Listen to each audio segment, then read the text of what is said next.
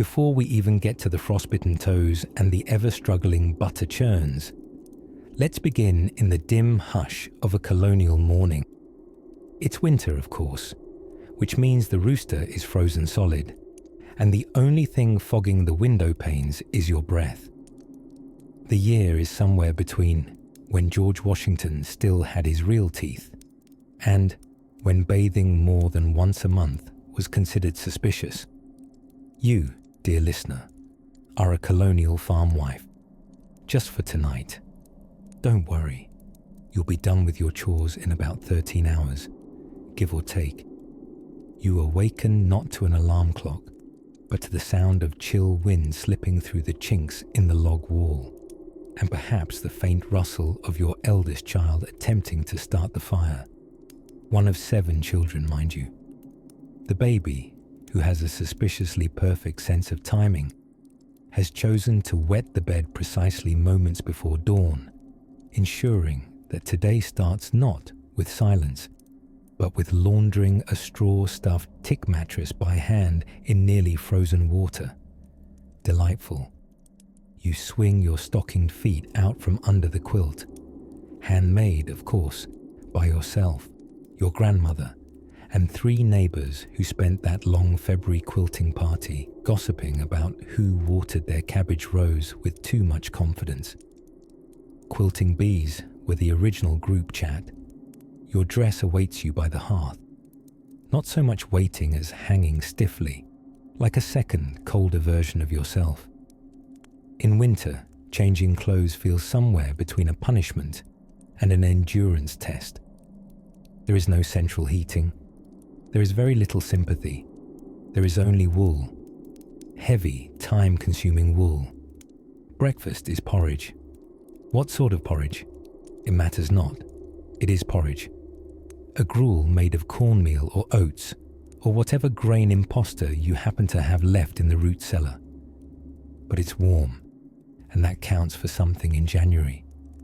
You stir it over the hearth fire with a worn wooden spoon, and exactly the amount of joy you'll feel shoveling 2 feet of snow later. None, but with great determination.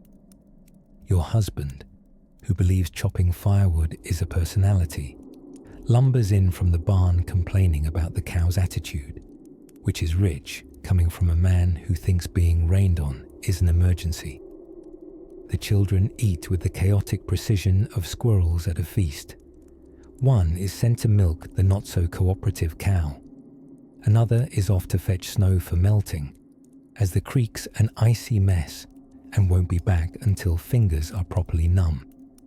And you are left with the holy trifecta of womanly winter toil, preserving, repairing, and enduring. You begin mending the tear in a homespun dress, your eyes squinting near the firelight, needle held aloft like it's your tiny steel sword of sanity. The thread is coarse. The fabric is darker in patches where time has worn it like river rock. You hum softly, not because you're particularly cheery, but because humming keeps the baby calm, and if he cries now, you'll never get anything done. Mid-morning. The porridge pot is now washed in icy water, hands redder than a lobster's bad day. You stoke the fire again. It refuses to catch properly, like a sullen teenager. The dog is no help, lying curled in the corner, as if he hasn't barked at snowflakes for 3 consecutive nights. Useless, but adorable. You step outside to gather kindling, the crisp crunch of snow underfoot, and the sharp breath of winter wrapping around you like a complaint. The cold is a living thing, but so are you, somehow. Returning inside, you spy your eldest brushing a tangle from her hair with a fork. You make no comment. Innovations are to be encouraged, particularly when the actual hairbrush is with Aunt Ruthie, 5 miles away, being vigorously shared among 18 cousins. Lunch? There isn't one, not really. Maybe a thick slice of yesterday's bread, rendered roughly chewable with lard, a sprinkle of salt, and optimism. A feast, if we're being generous. The real meal the big one, comes after dark, assuming, of course, that something hasn't gone horribly wrong before then, such as the goose getting loose again, or someone discovering that the yeast starter froze solid and died a quiet, yeasty death in the pantry. And yet, somehow, amidst the chapped hands and half-frozen laundry lines, you carry on, because winter doesn't ask politely and spring doesn't arrive on demand. Wood must be gathered and bread must rise. Socks must be knit. Babies must be swaddled. Dreams, and let's face it, a bit of resentment, must be quietly tucked behind a steady, unfussy smile. You are the tireless engine of this small domestic world, a world where boredom is a luxury, leisure is imaginary, and a good day means nobody burned the potatoes. If these stories help you drift off, please subscribe to the channel. It would mean the world to me. And before you fully fade into dreamland, I would love to know where you're listening from and what time it is there. Let's keep the fire stoked. The first thing you'd notice, waking up as a colonial farmwife in a New England December, is that someone stole all the insulation from your house. Oh wait, there was none to begin with. You slept in a bed stuffed with corn husks or straw, under wool blankets that weighed slightly more than your cousin Elias.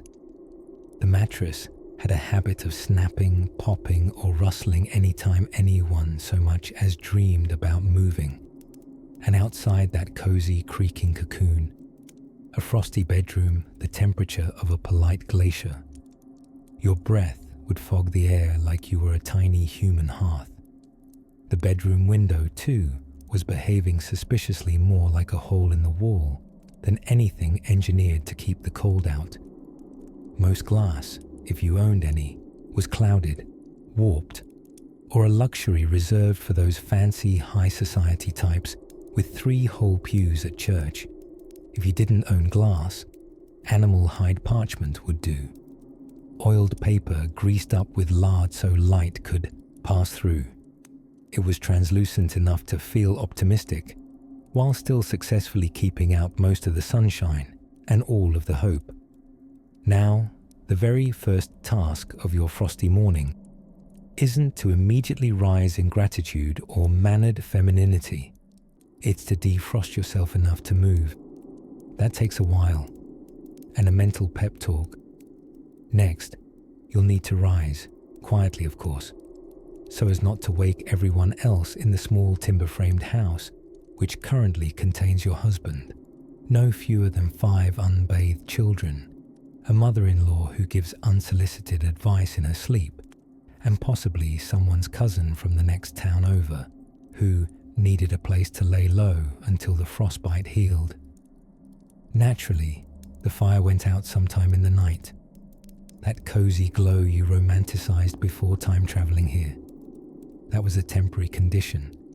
In the morning, the hearth is dead cold, and it's your job to bring it back to life, ideally without freezing off your fingers or setting the cat on fire by accident. You strike the flint and steel, coaxing a spark into a nest of dry tinder, if you're lucky enough to have stocked it the night before and protected it from damp. 1 spark, 2 sparks, maybe 20. Your arms are sore and your nose is dripping into the kindling. But at last, a thread of smoke curls upward, and now the entire house smells like victory, and also singed pine needles. By now the toddlers are stirring, or possibly feral, and the rooster's distant crowing has alerted you to the cold, cruel reality that breakfast too is your job. There is no cereal. There is no milk from the store. There is only you, some dried cornmeal, and a dream. You fill an iron kettle with yesterday's snowmelt, heated over the fire, and stir in the mush with a hand-carved spoon that's more splinters than utensil at this point. If the family still has molasses, it goes in. If not, the resulting glop will simply taste like damp and perseverance. Meanwhile, you mentally inventory your winter food stores. barrels of salt pork, dried apples, a sack of questionable potatoes, and jars of brine pickles floating in their own mysterious history. The root cellar holds more secrets than the family Bible, and possibly a sleeping raccoon. The children, of course, are now awake and staging some kind of chaotic pantomime involving a baby goat and 3 spoons. You remind them calmly that it's laundry day. This does not excite them. Everyone in the modern world considers laundry a noble inconvenience. In colonial times, it was a full-fledged battle of wills, soap, and weather. Water must be retrieved, freezing, of course, from the well, by the bucket, hauled in by you, without spilling half of it down your woolen skirt. Then, the actual washing happens outside. Outside, where the wind peels across the land like a disapproving aunt. The clothes are scrubbed against a washboard, slapped dramatically in what feels like protest, and rinsed in ice water that giggles as it eats your fingerprints. You will hang them carefully, lovingly, on a clothesline that refuses to respect physics. Every wet garment instantly begins to freeze in mid-flap, like colonial ghosts waving from beyond. By noon, you've accomplished more than a modern person does with 3 apps and a triple-shot espresso. And you haven't even churned the butter yet, but butter churning. Now, that's its own kind of test.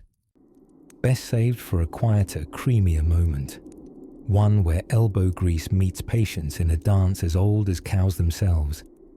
And so, we'll gently close the snow-dusted door on the laundry line for now, and drift toward the wooden churn, where history is about to get at least 20% milkier. By the time the rooster forgets how to function as an alarm clock somewhere between the 2nd and 3rd snowstorm of the month, you've been up for hours. And by you, of course, we mean the Colonial Farmwife. You don't get to sleep in, not because you don't want to, but because if you do, someone might freeze, starve, or ruin the day's batch of lye soap. Possibly all 3, and Margaret Hawthorne down the lane will absolutely hear about it by midday. Before the sun even peers up shyly over the horizon, the colonial kitchen is already coming to life in the sort of way that smells like churned butter, wood smoke, and mild exasperation. The fire has to be kept going through the night, lest the hearth go out entirely and you be forced to borrow embers from a neighbour, a humiliating walk that involves explaining to Mr. Whittaker why your firekeeping is as lackluster as his son's marriage proposal. So first, stoking the coals, you crouch in your hand-stitched woolen everything, gently prodding yesterday's embers like a sleepy dragon. If you've done it right, there's still a faint orangey glow left. If you've done it wrong, well, congratulations. You get to start your morning by recreating fire from scratch, colonial style. Fire strikers, flint, and an incantation of increasingly cross mutterings. Next, boiling water for basically everything. There is no hot tap, there's no cold tap. There is bucket, and it doesn't fetch itself. During winter, the well water is a grumpy, slush-like offering that threatens to freeze before you make it 10 paces back to the door. And yes, you do this multiple times a day, a sort of old-timey indoor-outdoor cardio routine, made slightly less glamorous by the fact that your skirts are wet at the bottom from snow, and your mittens smell faintly of goat. Once the fire's obliging and the water is warming in its sturdy iron kettle, it's time to make breakfast for a family carb loading for the apocalypse. Porridge is on the menu. It's always porridge. Oats, cornmeal mush, or something alarmingly named hasty pudding, which is neither fast nor pudding. This hearty fare is scooped into bowls more like troughs, and eaten with the sort of enthusiastic smacking only, excusable when it's the 1700s and you're wearing breeches made of burlap. While the children eat, with half in attendance, and the other half perhaps in the barn, trying to convince the cows not to unionize, the farm wife checks the root cellar. Now, the root cellar is its own flavor of dreary magic. Cold, damp, dark, and vaguely terrifying. It's where your winter provisions live. Turnips, potatoes, onions, apologies. Each vegetable is wrapped like a very unromantic Christmas present in straw, then stacked beside barrels of salted meat and jars of pickled regrets. Inventory matters because you're not just feeding your family tonight, but for the next 4 months of snowbound culinary improvisation. A colonial winter menu is essentially a game of what can I turn this cabbage into today? Spoiler, not cake. Meanwhile, you're also spinning wool, or weaving, or knitting socks with a hole in one of your own, because your job is to produce textiles while slowly unraveling your own patience. Colonial fashion is not an aesthetic built for comfort. Gowns are pleated by the sort of spiritual geometry that only 18th century tailors understand, and stays, corset cousins, keep posture shockingly upright, even if the situation is collapsing internally. At some point, you remember laundry, and this, dear listener, is when dreams die. Colonial laundering in midwinter involves hauling more water, still frozen, heating it, shoving garments into a wooden tub with ashes, and paddling them as if angrily churning butter. Then rinse, wring, repeat. The line drying process outside will turn your linens into crunchy, frozen sculptures of sadness. Bringing them inside means stringing up ropes that make your home look like a ghost ship and smell like boiled underwear. The chickens squawk, the cows moo. Someone's trying to barter a sack of beans for your last remaining spool of thread. Your toddler solemnly presents you with a dead vole. And through it all, your stoic, rolling determination as a colonial farm wife continues, mildly heroic and deeply exhausted. But the quilt is calling. Not rest, just the slight warmth of wool and twine before someone wakes coughing and you transform into a one-woman apothecary with a mortar, 2 herbs, and wild optimism.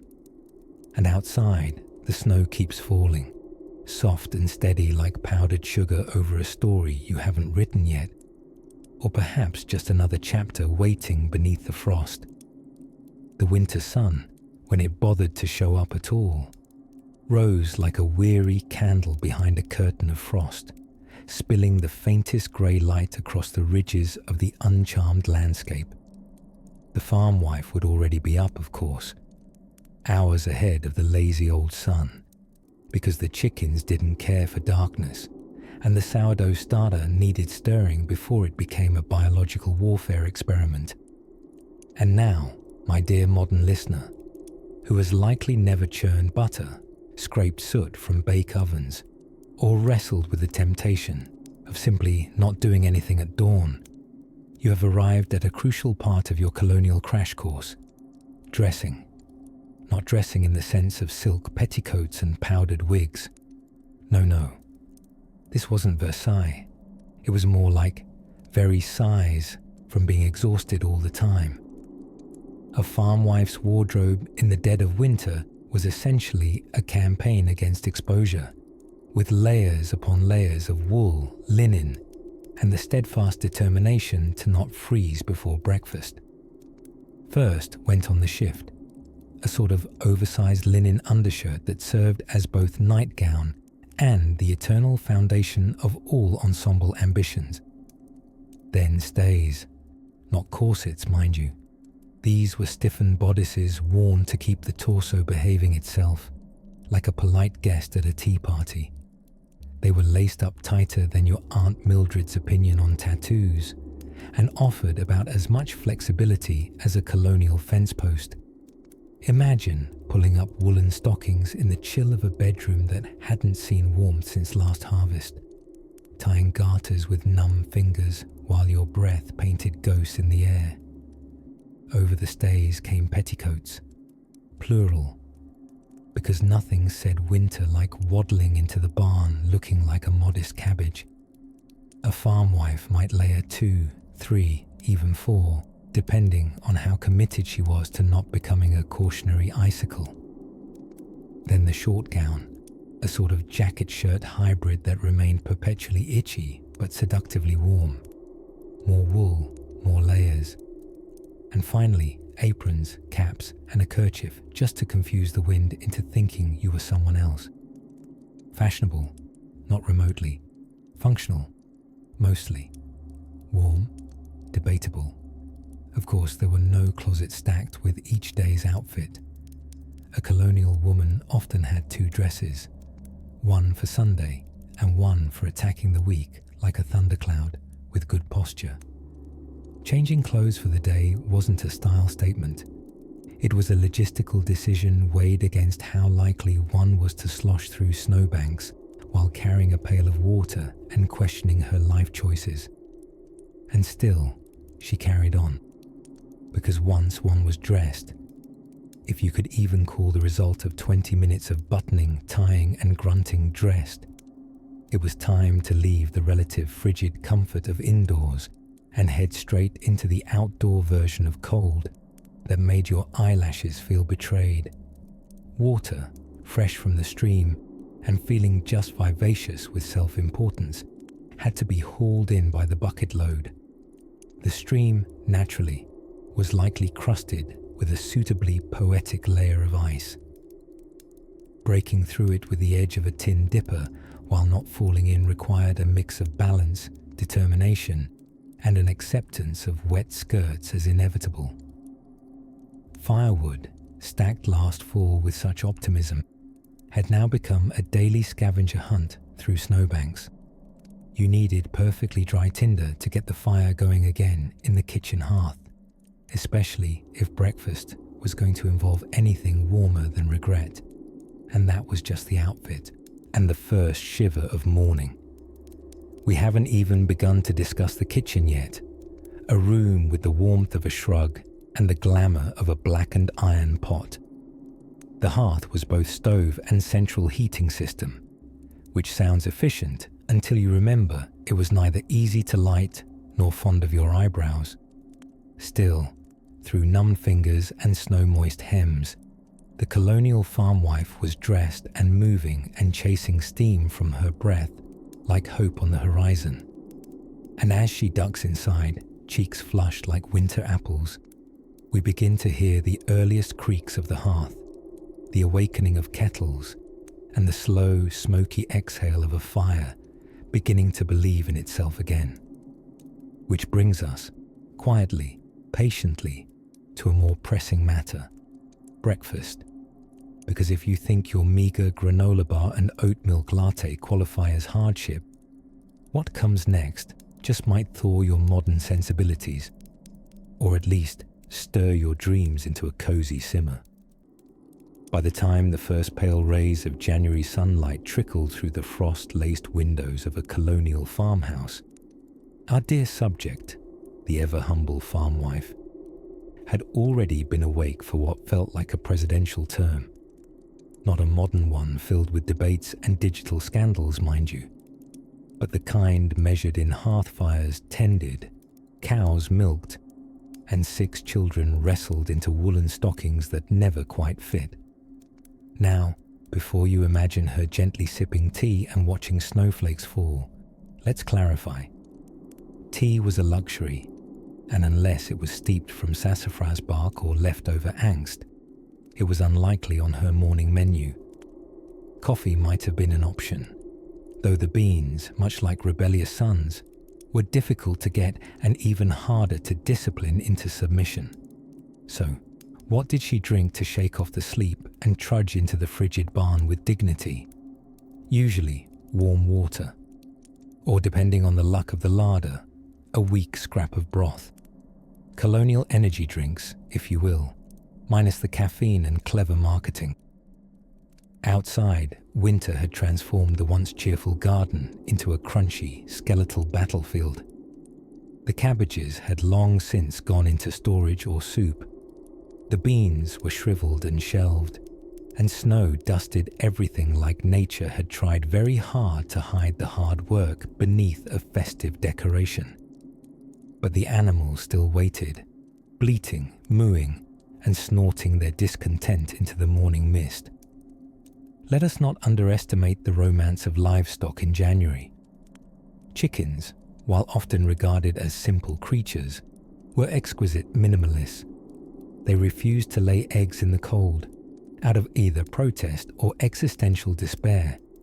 So each morning, the farm wife would hike her skirts, wrap her shawl an extra loop tighter, and venture into the coop like a miser hoping for gold coins, only to find a solitary, slightly frozen egg staring up at her like it too resented the season.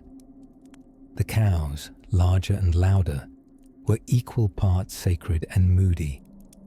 Milking had to be done in the icy half-light of dawn, hands raw and red from winter's bite.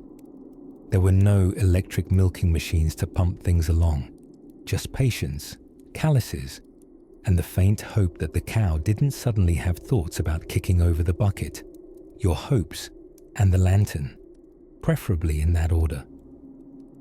Back inside the farmhouse, the air never quite got warm, despite the bravest efforts of the fireplace. Chimneys were drafted like bad novels, too fast, too uneven, and full of smoke. The heat tended to huddle right near the hearth, leaving the far corners of the room about as comfortable as a polite refrigerator. Yet, as drafty and cold as the house may seem to our central heating accustomed ears, that little fire embodied survival. Its embers were more than warmth. They were a silently whispered prayer that the cornbread would rise, the water bucket wouldn't freeze again, and that no one, especially your suspiciously cough-prone husband, would need to fetch anything from the well after dark. Cooking, you see, was not merely culinary, it was navigational.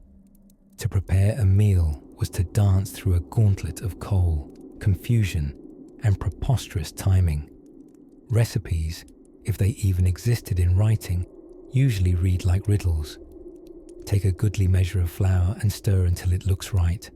Looked right to whom? Bake until done. Done when it stops hissing, or when it's merely less likely to kill. And bread. Oh, the sacred bread. If yeast was finicky in warm weather, it became a dramatic, moody artist in winter. Starter had to be kept alive like a pet, fed regularly, and not allowed to freeze, lest the whole batch collapse into a leaden biscuit that could double as a very firm doorstop. Even midday offered no ease, as mending clothes was a full-time affair. Stockings needed darning, aprons re-dyed with homemade walnut ink, and the ongoing war against buttons lost in last week's wash continued with weeping needle and sigh. Every stitch was a quiet rebellion against the entropy of children, husbands, and wool. And of course, the ever-looming spectre of laundry lingered, not with lavender-scented detergent and spin cycles, but with boiling cauldrons, scrubbing boards, and the tears of frozen fingertips. Soap was often made from rendered animal fat and lye. Picture that next time you toss a lavender pod into a dryer. But still, amid the soot, the snow, and the chores as endless as geese during a corn spill, she endured. She wrangled survival with a bone-deep stubbornness and the occasional sarcastic look skyward whenever a chamber pot froze through. She was tough, even when tired, resilient, even when raw. And though no one wrote sonnets in praise of thawed chicken feed or properly hung linens, she kept the household balanced firmly between chaos and competence. And just when the embers threatened to die too early and the chill nibbled ever closer under the doorframe, she'd tighten her shawl and prepare for the next great challenge of winter. The soap-making days. By now, your hands would be cracked, your back would be arguing with gravity, and your winter optimism if it ever visited, would have politely excused itself weeks ago. Because, dear listener, we've arrived at that most dreaded and underrated part of the colonial winter. Laundry. Yes, laundry. Cue the disheartened sighs of every 18th century woman from New England to the Carolinas. Today, we might groan about separating our lights from darks and fumble with a jigsaw of detergent pods. But back then, laundry was an epic saga, a snow-dusted odyssey told in lye, steam, and linen long johns stiff enough to stand on their own. Picture this. It's the coldest morning yet, well below freezing. You wake not to your alarm, but to the taste of your own breath fogging up the inside of the quilt, because it's colder inside than it is outdoors. And it's Monday, the day colonial wives often set aside for washing. Yes, they had themed days of the week, but don't get too excited. They were all terrible. The old rhyme went something like, Monday, wash day. Tuesday, iron all you washed. Wednesday, mend what you ironed. Thursday, churn till your arms fall off. Friday, bake everything. Saturday, scrub what's left of your soul. Sunday, complaining is a sin. Back to Monday. You stumble from bed before sunrise because laundry waits for no one, except maybe the cows, who must be milked first. After ensuring your husband hasn't frozen to the chair by the fire, he hasn't, but he's getting suspicious. You begin the gathering. Laundry, in winter, isn't just physically torturous, it's logistically ambitious. First there's water. Do you have indoor plumbing? Absolutely not. You traipse through crusty snow to fetch water from the barrel or, if you're fancy, the well. But the top layer is frozen. You chip through the icy lid with a metal ladle while praying your layers of petticoats don't catch fire later as you lean over the hearth. Eventually, you haul the water inside, one wooden bucket at a time, each one heavy enough to burst a bicep. Then comes the heating. Buckets are dumped into a large iron kettle that hangs over the fire. You stoke the flames like a blacksmith with a deadline. Soon, steam rises, and the room smells like a forest that fell asleep on a warm rock. It smells nice, until you add the lye soap. Ah yes, homemade lye soap. A sudsy villain made by mixing rainwater with fireplace ashes and hog fat. The smell ranges from forgotten bacon to sad candle, and it bites your skin with every touch. No gloves, of course. Their invention eluded wash day for some reason. Now, you drag your laundry bucket to the tub, a wooden basin that was once a hopeful wine barrel, but has long since retired to soggy undergarments. You start with the whites. They require boiling. Not a gentle soak, but a full rolling boil, as though your baby's nightgown is a French onion soup. Boiling meant leaning over the flames, stirring with a paddle the size of an oar. If you were lucky, nothing caught fire. If you were unlucky, your apron did. Then came the rinsing. More boiling water, more hauling. You wrung each item by hand, twisting, compressing your knuckles into pink erasers and your elbows into throbbing regrets. Then 2 rinses, then a half-hearted beating with a laundry bat. Yes, a laundry bat. Think cricket meets therapy. Then comes the most thankless part of all, the freeze-drying. If the weather was warm, meaning just slightly above freezing, you could hang the garments outside, where they'd blow stiff in the wind like spectral scarecrows. If it was colder, which it always was, you'd hang them indoors across chairs, beams, and whatever unsuspecting children sat still long enough. Nothing dried convincingly. Clothes either froze to the line or steamed into the ceiling, returning 2 days later as decorative frost patterns. But you weren't done. Oh no. Ironing came next, using cast iron sad irons, named perhaps for the mists of sorrow that rose as you pressed linen in your Arctic bedroom. You'd heat the heavy iron by the fire cautiously, not too hot, lest it scorch, and switch it out every few minutes for another perpetually rotating duo like a blacksmith's tea party. And so, after a Monday spent battling laundry, your reward was this: mildly cleaner clothing, blistered hands, and the unrelenting sense that it would all need doing again next week. But before you groan too deeply, take solace. Tomorrow isn't wash day. No, tomorrow is ironing day. And that, dear listener, is a whole other stink of steam. By dawn, the kitchen was already in a full-body shiver.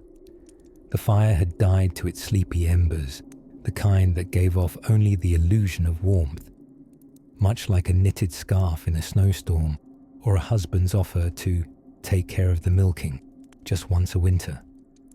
You, the colonial farmwife, are up before the rooster. Not because you enjoy pre-dawn strolls around frozen hearths, but because someone needs to coax oats into breakfast, churn cream into butter, and unfreeze the water bucket. That last task, by the way, isn't as simple as turning a knob.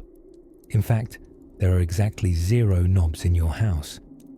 There is Vaawez, however, an icy bucket in the corner that's frozen into a single solid block, mocking your thirst and your survival instincts. With a half-frozen ladle, you chip at it like a determined squirrel. Eventually, enough slushy water is pried loose to pour into the heavy-bottomed iron pot, your closest ally and most exhausting nemesis. You set it over a fire that you coaxed back to life using flint, patience, and more than one muffled curse. By the time the porridge simmers, you've restarted civilization. Breakfast, in true colonial winter spirit, is served lukewarm and lumpy, with a generous side of practicality. Sugar? That's a fantasy fit for city folk and the Dutch. You might sprinkle in some molasses, if you haven't already used it patching up the sides of a drafty window. Yes, that was a thing. Honey was long since bartered for new wool socks. And cinnamon, that's on the same shelf as unicorn bones and honest taxmen. Once the family is fed and suitably wrapped in enough wool to qualify as upright sheep, your proper work begins. And that means laundry day. Yes, in the depths of colonial January, when springs are frozen solid and washing lines ice over like tiny bridges to nowhere, it is time to tackle the wash, not a wash. The shum. Wash, capitalized on purpose. It is an event. First you boil water in batches, because the tub requires roughly the same volume as a small pond. Heating it takes hours, and if your back survives the hauling, it won't survive the wringing. Soap is made from lye and pig fat, heated in pots, stirred with long spoons, and prayed over. Wear gloves? Oh no. The lye will eat through wood before it admits defeat. You're lucky if it leaves you with fingernails. Clothes are soaked and scrubbed against washboards so rough they could double as musical instruments in a jug band. If your knuckles aren't bleeding by the third shirt, you brag. Brag quietly, under your breath, into a rising plume of steam, because it is still 12 degrees outside, and any droplets of hubris or sweat will freeze into little icicles of regret. Let's also note that laundry doesn't dry exactly in the winter. It hardens. Dresses hung on the line emerge as eerie, frozen ghosts of their former selves. Breeches could stand on their own and salute. You beat them into submission with a wooden paddle, ironically called a clothes beater, which sounds more like a rustic profession than a tool. And once the wash is finally hung, and the garments stiffen in place, like a row of colonial mannequins reenacting a Puritan fashion show, then, and only then, you get to think about lunch. Lunch, for the record, is yesterday's bread, reheated stew, and a slice of humility. But maybe, and here's the quiet, storybook magic. You take 5 whole minutes before the next chore. Maybe while the stew warms, you sit by your reawakened hearth, nursing a steaming cup of something not quite coffee and not quite despair. You tuck your feet under a knitted quilt, scratchy with the memory of hands before yours, and you let your eyelids droop just a little. Outside, a hawk calls once through the grey, wintry air. You doze, and then someone yells that the goat got out again and is chewing the fence. If you're wondering what's next, say how one spins yarn with frostbitten fingers while keeping children from toppling into the sourdough starter, well, best not to worry just yet. Just let the fire crackle and let us drift there gently, a little deeper into the frost-laced routine. The sun barely bothered to rise by late January, only poking its frosty nose over the horizon long enough to make you feel guilty for still being in bed, which of course, no colonial farmwife ever was.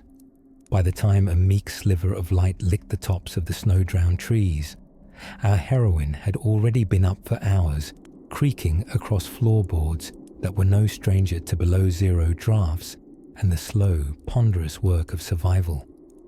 You might imagine that once December's Christmas goose was long picked clean and the last crumb of honey cake but a dream, things quieted down. Quite the opposite. January was the month of reckoning, not philosophically, but culinarily. It was when your pantry began to look less like a proud fortress of abundance and more like a hollowed-out wooden tomb for the lost spirits of what used to be cabbages. Our farmwife knew this reckoning all too well. She had a logbook in her mind, a grim tally of every dwindling barrel and slowly crumbling cheese wheel. The daily audit was as emotional as it was practical. She would stand in the root cellar, eyeing a pockmarked turnip with suspicion, the way one might suspect a neighbour of witchcraft, or at the very least, daylight grain theft. And speaking of grain, that too was running thin. The cornmeal, ground back when the autumn air was golden and generous, was now clumping into little bricks inside the barrel like it was learning masonry. There were no quick trips to the store, no Instacart, no friendly cashier complimenting your hair while scanning wheat thins. If you wanted bread in deep winter, you earned it, emotional scarring included. First came breaking the ice inside the well to get water, then warming it by a reluctant hearth fire that preferred to sulk unless bribed with a pine knot. Then the kneading, the waiting, the wild guessing whether the yeast, long ago captured from the wind like a microbial fairy, would still rise to the occasion. Sometimes it would, sometimes it sulked too. If it didn't rise, you didn't cry. You simply rebranded your failure.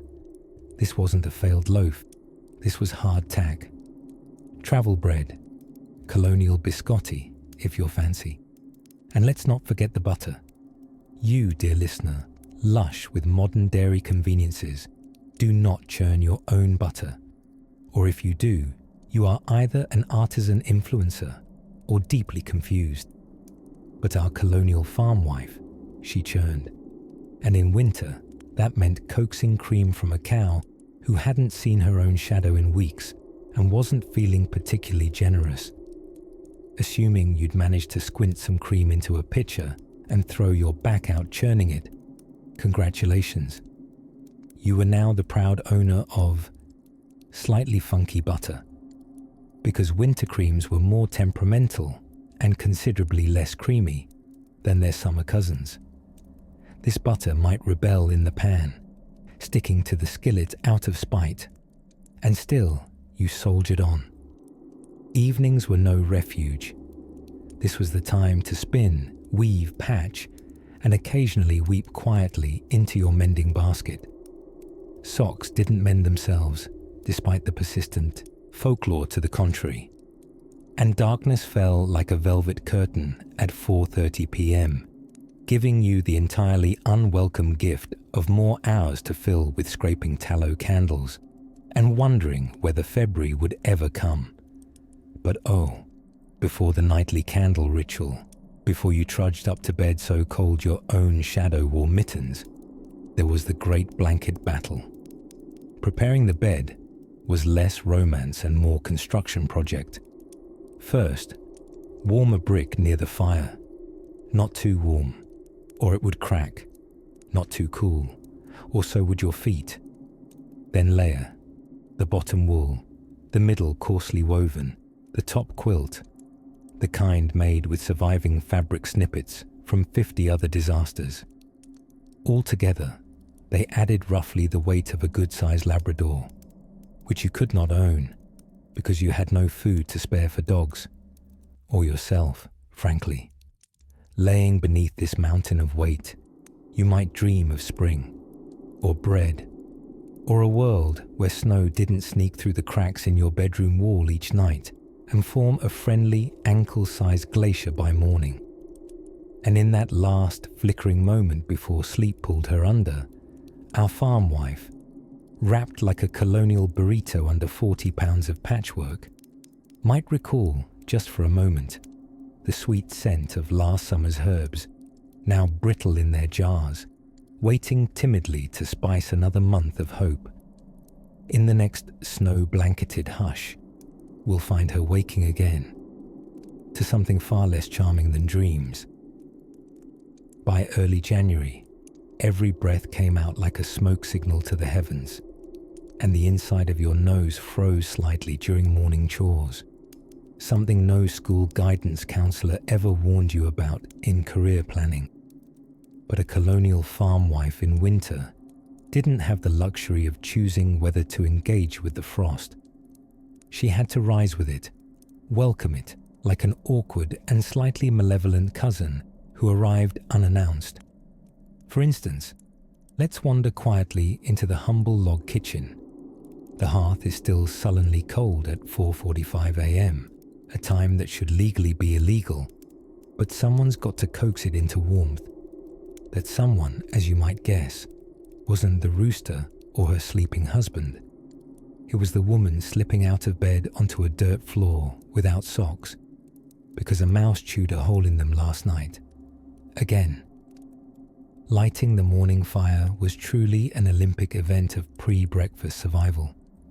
She had to rustle up flint and steel, squinting into the dim pre-dawn like a reluctant sorceress, trying not to accidentally burn down the cabin or set her coif on fire. If the kindling was damp, well, then it was just you and your frozen soul staring into sullenness together until something caught flame. You might imagine that after the fire was lit, things got warmer, only slightly. The hearth offered a cone of bearable heat in about a 2-foot radius. Beyond that, the air was arctic and the floor was colder than a judgmental mother-in-law's stare. Colonial indoor temperatures averaged about 40 degrees Fahrenheit in the winter, which explains why layering wasn't a choice. It was the only thing standing between you and becoming an icicle in an apron. Breakfast, if we may call it that, began shortly after the fire crackled to life. No toaster waffles here. She stirred a pot of cornmeal mush while yawning with the elegance of a woman who absolutely hasn't slept more than 4 hours in weeks. The children were still asleep, and her husband might be off splitting firewood, or more likely hiding from chores in the barn, which was, incidentally, warmer than the house during winter thanks to all the animals. Eggs were a luxury in January, when hens stared at you with offended suspicion and laid perhaps one grudging egg a week, if they didn't freeze to death first. So most breakfasts were built on sturdy, belly-warming carbohydrates. Cornmeal mush, rye porridge, a crust of last week's bread, rehydrated in broth if you were feeling fancy. The bread had been baked in massive batches weeks ago and stored in a cool, dry place. Translation: it could now double as masonry, Speaking of bread, winter was war with yeast. A cold kitchen meant slow, uncooperative fermentation. Sourdoughs sulked in their crocks like teenagers, refusing to rise unless coaxed with warmth the fire just didn't offer. But abandoned bread making altogether. Blasphemy. A household without bread was one loaf away from revolution, or at least grumpiness. Outside, there was still snow to trample through for essentials. Firewood had to be gathered daily because colonial homes were heating challenged in the extreme.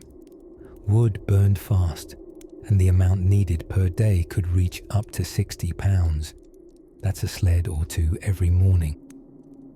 Children were occasionally conscripted for this, waddling through snowdrifts with sticks on their backs like cranky little camels. Laundry was less a chore and more a cruel winter sport. Water had to be hauled, often from a frozen-over well or stream, and then warmed over the fire, if you could spare a pot big enough. So laundry happened approximately once a month, and that's only if someone important was coming over, like the parson or judgmental Aunt Martha. They didn't have detergent, they had lye. Made from wood ash and rainwater, this was caustic enough to clean clothes and probably strip a bit of skin in the process. So the colonial farmwife washed garments while practically arm wrestling them into submission, praying no hems froze solid before they could dry by the hearth. And what of the animals? They didn't hibernate. Cows still required milking 2 to 3 times a day. Their udders, unfortunately, didn't come with a winter setting. If that milk froze while being carried indoors, starting over again. The goats, chickens, and one slightly unhinged pig all needed feeding, all in weather that would make modern humans file a lawsuit against Mother Nature. Yet, somehow, she endured. Layered in linsey-woolsey, cheeks ruddy from wind and firelight, she pressed on through the powdered white silence, a creature of flint and stubborn grace, not for glory, not for Instagram, but because survival left precious little room for complaints. And now that breakfast has been eaten, animals tended, and all 10 fingers still miraculously intact, she turns toward her spinning wheel, because yes, wool doesn't, in fact, spin itself. But that, dear dreamer, is a story for another flickering candle of thought. Imagine, if you will, the inky silence of a colonial winter morning. It's before dawn, and the frost has painted the inside of the windows with delicate filigreed whorls, entire frozen masterpieces crafted overnight by the breath of a cold, unrelenting sky. You're lying in bed, or rather, in something furniture-shaped that aspires to be called bed, but is essentially a wooden rectangle packed with corn husks, perhaps a few feathers if fortune favoured your family last Michaelmas. The blanket situation is bleak. Wool, yes, but roughly hand-woven, and filled with small itches that multiply in the dark. You and your fellow sleepers, perhaps a husband, a nursing infant, and inevitably one cousin, are wrapped tight like a pile of burritos beneath all available quilts. This is less about coziness and more about survival. Colonial homes had fireplaces, but they were greedy things, demanding constant feeding and giving minimal heat in return, like a poorly trained St. Bernard with pyromaniac tendencies. Some mornings, your breath crystallizes into tiny clouds before your nose, but the moment of dreamy bedbound delay can only last so long. Because, dear listener, someone must stoke the hearth, churn up life from the sputtering ashes into a proper flame. And in this particular era and setup, that someone is most definitely you. As you creak out of bed, carefully so as not to disturb the snoring cousin, you throw on your day dress. Yes, the same one from yesterday, and the day before, probably all of November now that we mention it. Laundry was a Herculean undertaking, involving cauldrons, lye soap, and 3 days of communal suffering. So unless your gown had an emotional scandal with a goose or a visibly horrifying firewood incident, it was staying on. Downstairs, in the main room, it's dark save for faint moonlight filtering in through oiled paper panes. You brush aside pelts hung over the door to preserve what laughable warmth remained. The fireplace is barely smouldering, but you whisper sweet nothings to it, with dry kindling and a slightly manic confidence. Starting the fire is both science and sorcery, depending on how stubborn the night's frost was that morning. Next, you check the morning provisions. The root cellar is where your winter pantry lives, and descending into it is like journeying into the stomach of a very misanthropic whale. Everything down there is greyish, shriveled, or pickled in something sharp enough to peel paint. And yet, it's your treasure trove. Onions with paper-thin skins, turnips that just won't die, a lonely smoked ham swinging gently from a hook like it's plotting a mutiny. You select what root vegetable offended you the least, maybe a few shriveled apples, and begin the day's work. Because cooking breakfast is not a matter of waiting for a toaster. There is flour to sift, butter to churn, provided you still have any, or oats to prepare. Porridge is the reigning monarch of the colonial kitchen. Unimpressed, beige, and always there. Occasionally, you stir in molasses, if your sweet supplies haven't vanished into the mysterious abyss known as the teen son's midnight snacks. And while everything cooks gently in that corner hearth pot, you're also cutting cloth for mending, feeding the chickens, and boiling water in anticipation of the entire family needing warm drinks or hot water for shaving, teeth, or sanity. Of course, not everything was bleak in winter's clutches. There were moments of tactical coziness, like pressing hot bricks wrapped in cloth at the foot of your bed, or the brief euphoria of standing close enough to the fire that your skirts don't catch, but your bones feel relief. And then there's the knitting. Colonial women could knit by firelight, moonlight, and, allegedly, between contractions. Woolen socks were the favoured currency of familial love, though the itchiness level was arguably hostile. Never underestimate the passive aggression of a poorly made mitten. The day has scarcely begun, and you've already accomplished more by candlelight than most modern humans would attempt in a week. And yet, it never ends. There's always another task, another log to carry, another button to sew back onto a coat deemed too noble to fall apart and too threadbare to really help. As the cold morning slowly softens into a greyish, wintry blur outside the little frost-edged windows, you wipe your hands on your apron and allow yourself a single sigh, because just over the horizon of this endless winter morning lies the drawing hour of chores that take us, quite literally, back out into the snow. But that is a journey for another moment, out beyond the fog-stilled edge of the forest, under a sky the colour of coal pewter.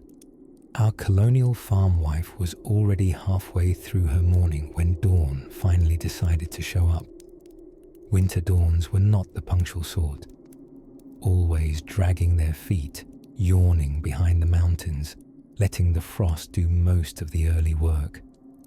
By this point, she had coaxed the hearth to life with a flintlock and optimism, broken the crust of ice in the wash bucket with a thud like a stonemason, and managed to rethread a pair of knitted stockings by the pale light of a candle that smelled faintly of sheep and desperation. Quiet luxuries were for summer. Winter pampered no one, and certainly not you, dear time-travelling listener in your cosy flannel sheets.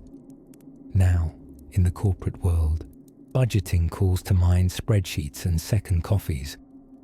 But for a colonial farm wife, winter budgeting took a more visceral turn, literally counting each egg like it was a jewel. Even the hen house had gone on hen strike, collectively deciding that temperatures below freezing were unacceptable womb conditions. And who could blame them? You try laying a warm object in a wooden box filled with icicles. In the root cellar, an underground cave smelling earnestly of turnips and hopeful rot. Our farm wife gnashed away with a dull paring knife, checking each cabbage head for signs of the slow, creeping betrayal of mold.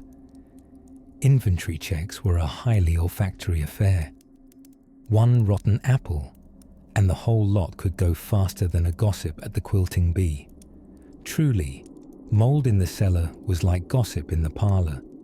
Stubborn, ruinous, and always starting in the shadows.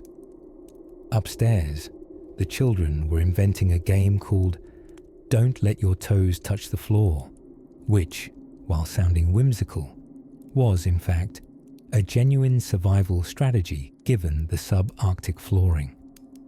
In the absence of central heating, colonial parenting often involved a lot of blanket fort diplomacy, enthusiastic wool layering, and the hope that at least 3 of your children remembered not to set themselves on fire while drying near the hearth.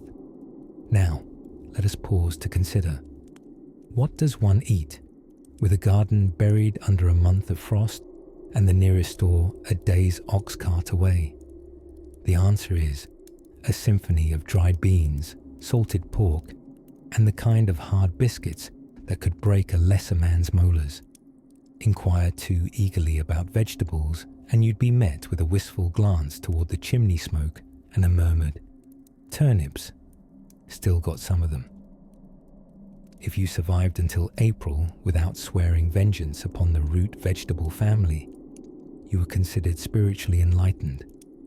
The finest chefs could not enliven such a meal, but our stalwart farm wife had her own magic. Turnip stew so thick it held the spoon upright, molasses dribbled on cornmeal mush, with a reverence usually reserved for holy relics. After all, in winter, sugar was the most thrilling thing that could legally happen in a kitchen. All the while, behind walls that whispered and groaned under the weight of the wind, everything was being rationed, including laughter. Not forbidden, just stored carefully for the right moments, like when the baby learned to bounce to the rhythm of the spinning wheel, or when Grandpa misbuttoned his coat and solemnly declared it was fashion forward. Each day was built on cleverness and the relentless recycling of everything. Ashes from the fire to scrub the pots, bacon fat saved in neat jars, even bits of leftover wool snipped and saved for patching socks that had already lived 3 respectable lives. Nothing was wasted, especially time. And even then, there were the days too cold for thinking. Days when even tea couldn't convince the frost to leave your bones. On those days, the farm wife would cradle a cup of boiled sassafras, smell the steam like it was perfume from a forgotten world, and bundle the children closer, humming hymns their great-grandmothers once sang. Time slowed. Hope curled around the edges like smoke. Outside, somewhere far off, a tree cracked under the pressure of ice, sounding like a musket being fired by a rather startled squirrel. The wind changed, the sky shimmered faintly with the promise of more snow, and the farm wife, ever the pragmatist, reached for her second-best mending needle, because the first best had been claimed by the floorboards earlier that week, as it always did. Now, as the hearth flickers and the world narrows down to warm wool, quiet threads, and the rhythm of survival, we drift toward quieter spaces where even the cold can't quite reach. And just beyond the door, in the wraparound dark, something rustles near the barn, possibly wind, possibly weasels. Perhaps we should check, softly, in the next moment. Somewhere between the 7th night of sub-zero temperatures and the 3rd consecutive supper of pickled cabbage and regret, our colonial farmwife, let's call her Prudence, realized she had not in fact married a man so much as a walking draft dispenser with a penchant for whittling spoons during blizzards.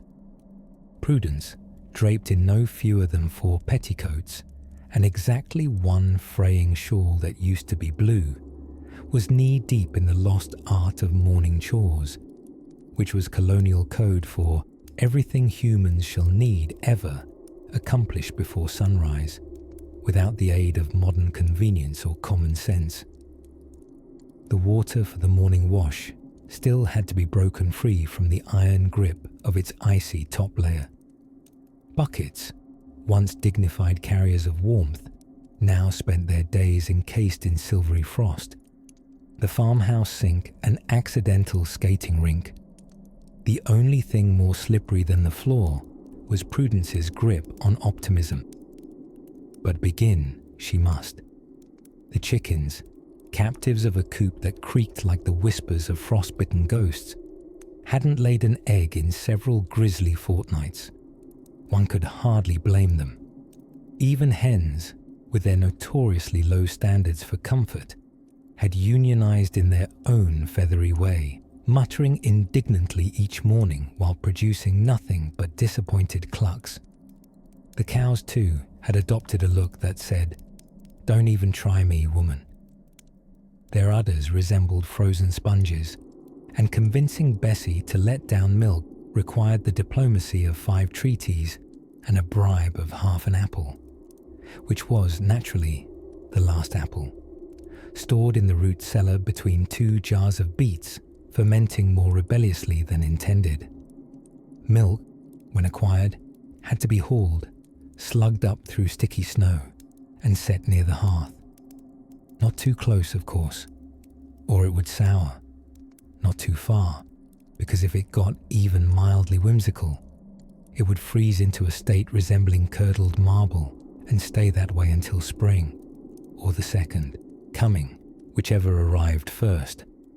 Back indoors, the fire grumbled along, fed regularly with logs that cracked and groaned in protest.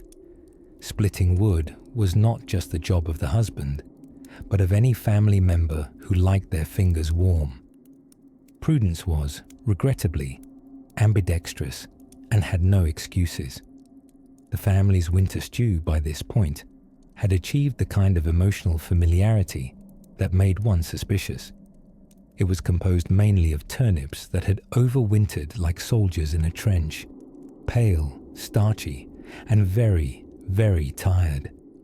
Seasoned with a dusting of hope, a flake of salted pork, emphasis on the flake, and accompanied by the stale heel of last week's sourdough, it was, technically speaking, food.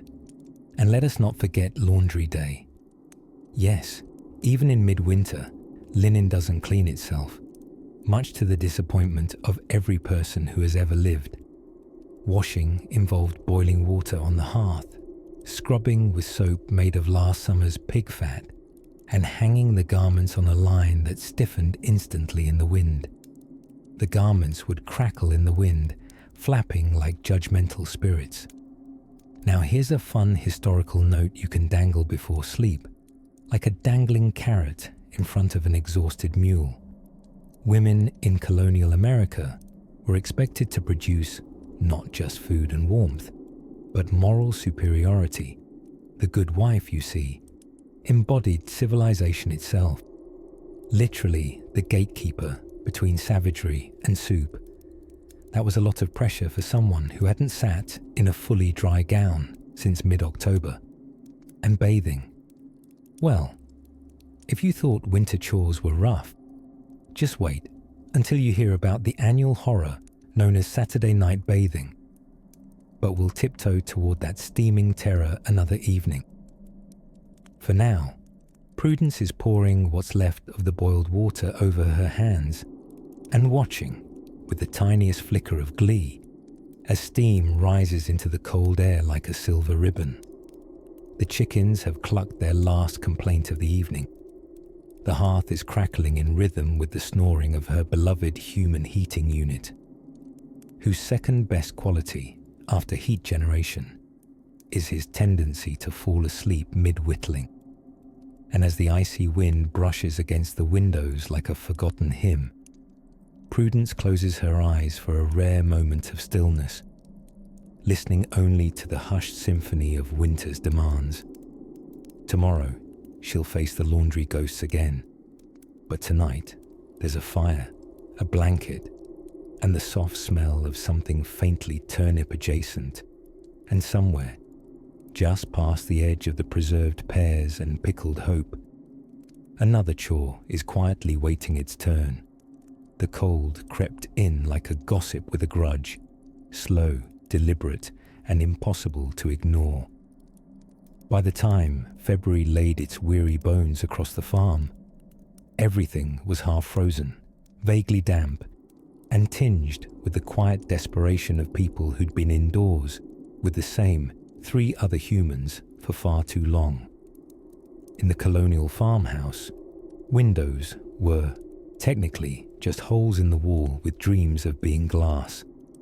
Some had oiled paper stretched across wooden crossbars, a transparent-ish compromise that let in light but kept out only the most well-mannered of drafts.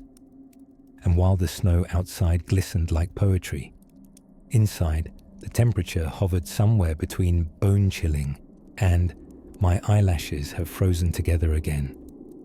Still, our colonial farmwife soldiered on with her usual winter routine, a loose interpretation of sanity.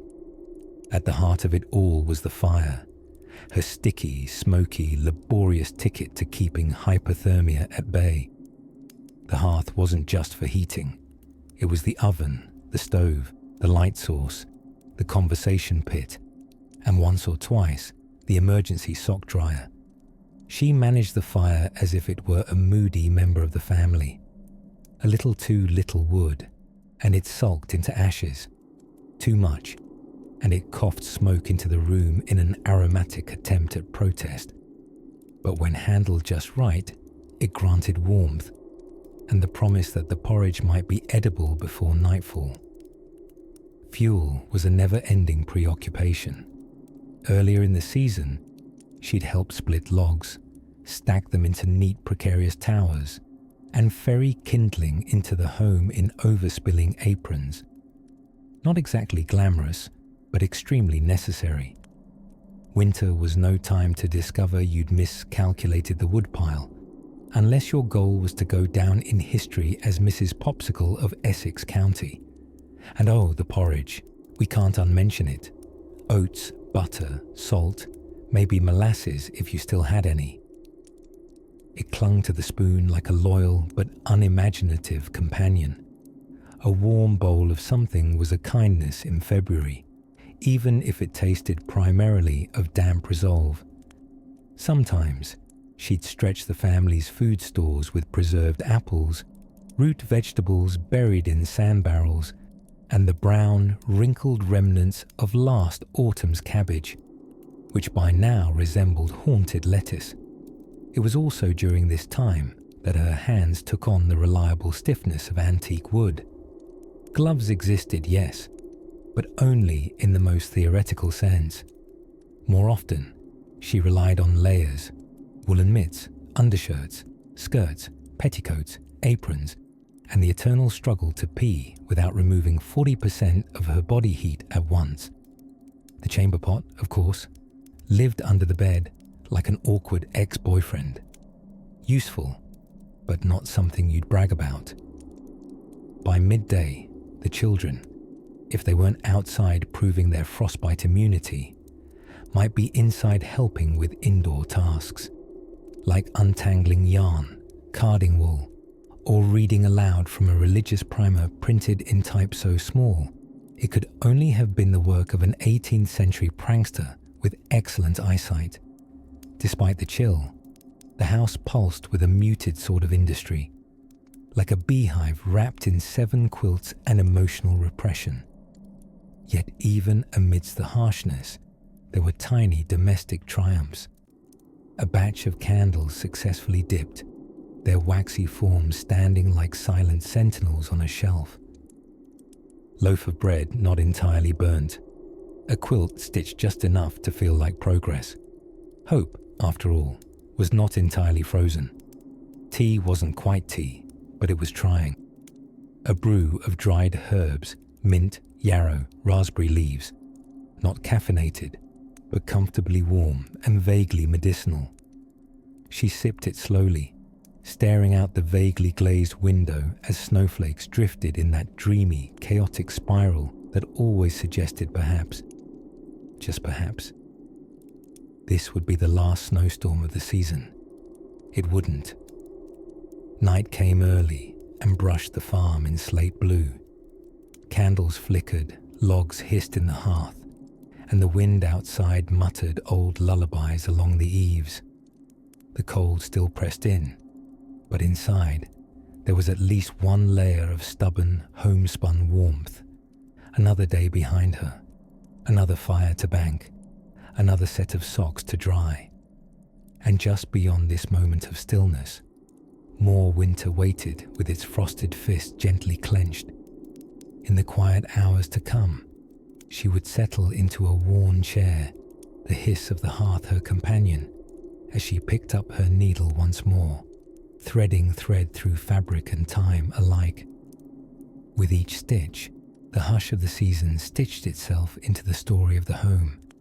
By the time the January wind began rattling loose shutters like ghostly fingers trying to get in, the Colonial Farmwife had already been up for hours. Never mind the dark, never mind the snow, never mind her bones screaming for 5 more minutes under the quilts.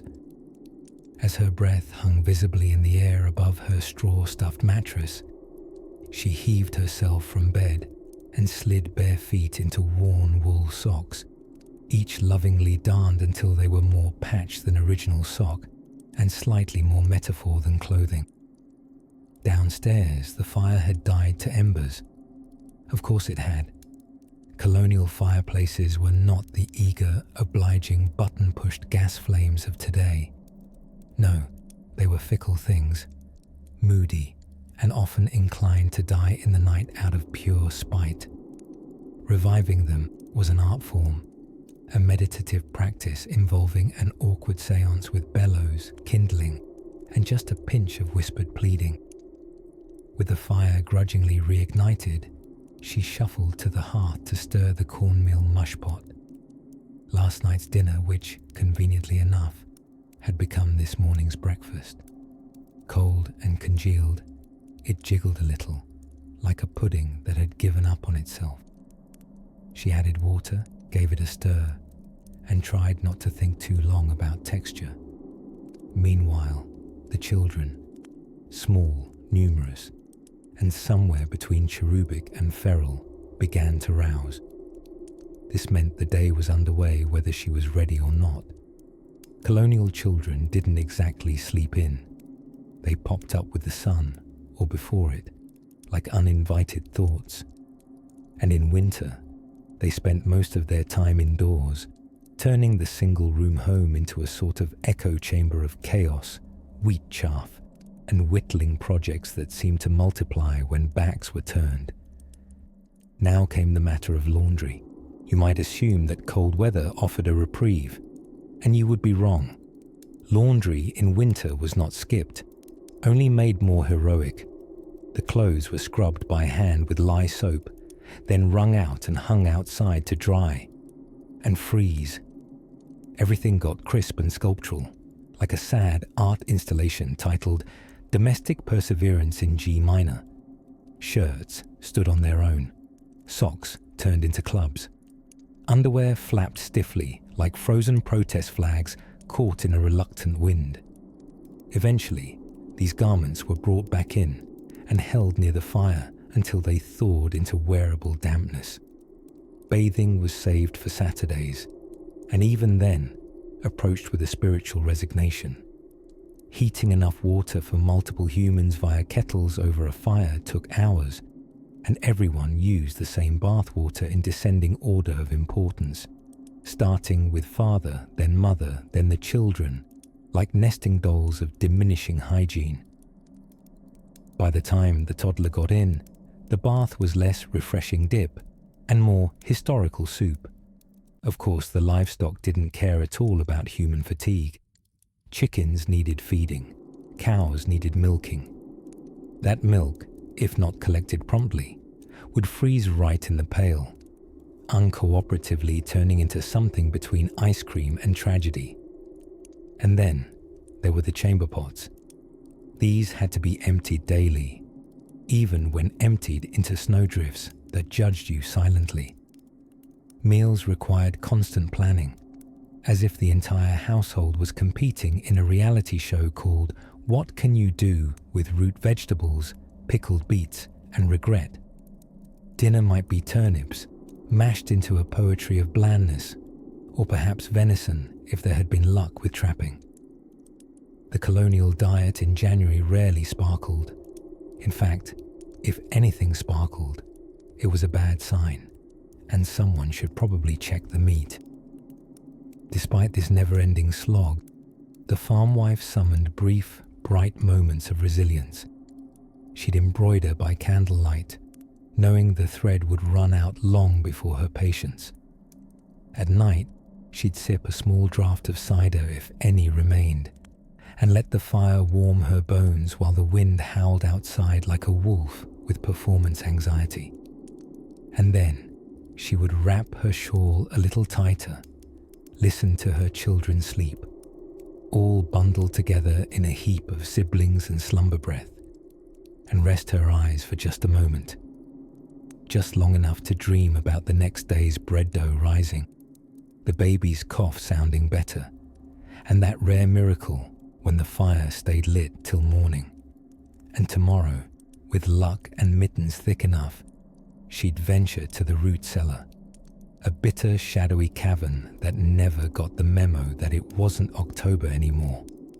By midwinter, the colonial farmwife had become an accidental scientist, albeit one armed not with test tubes and goggles, but with a gut instinct, a dented kettle, and an alarming capacity to identify the freshness of livestock by the smell of frozen manure. Her version of the scientific method involved trial, error, and a considerable tolerance for the wrong kind of fermentation. This, dear listener, was pickling season in snow-draped silence. The cellar, her frosty cathedral of flavor preservation, stood as testament to this miracle of brining.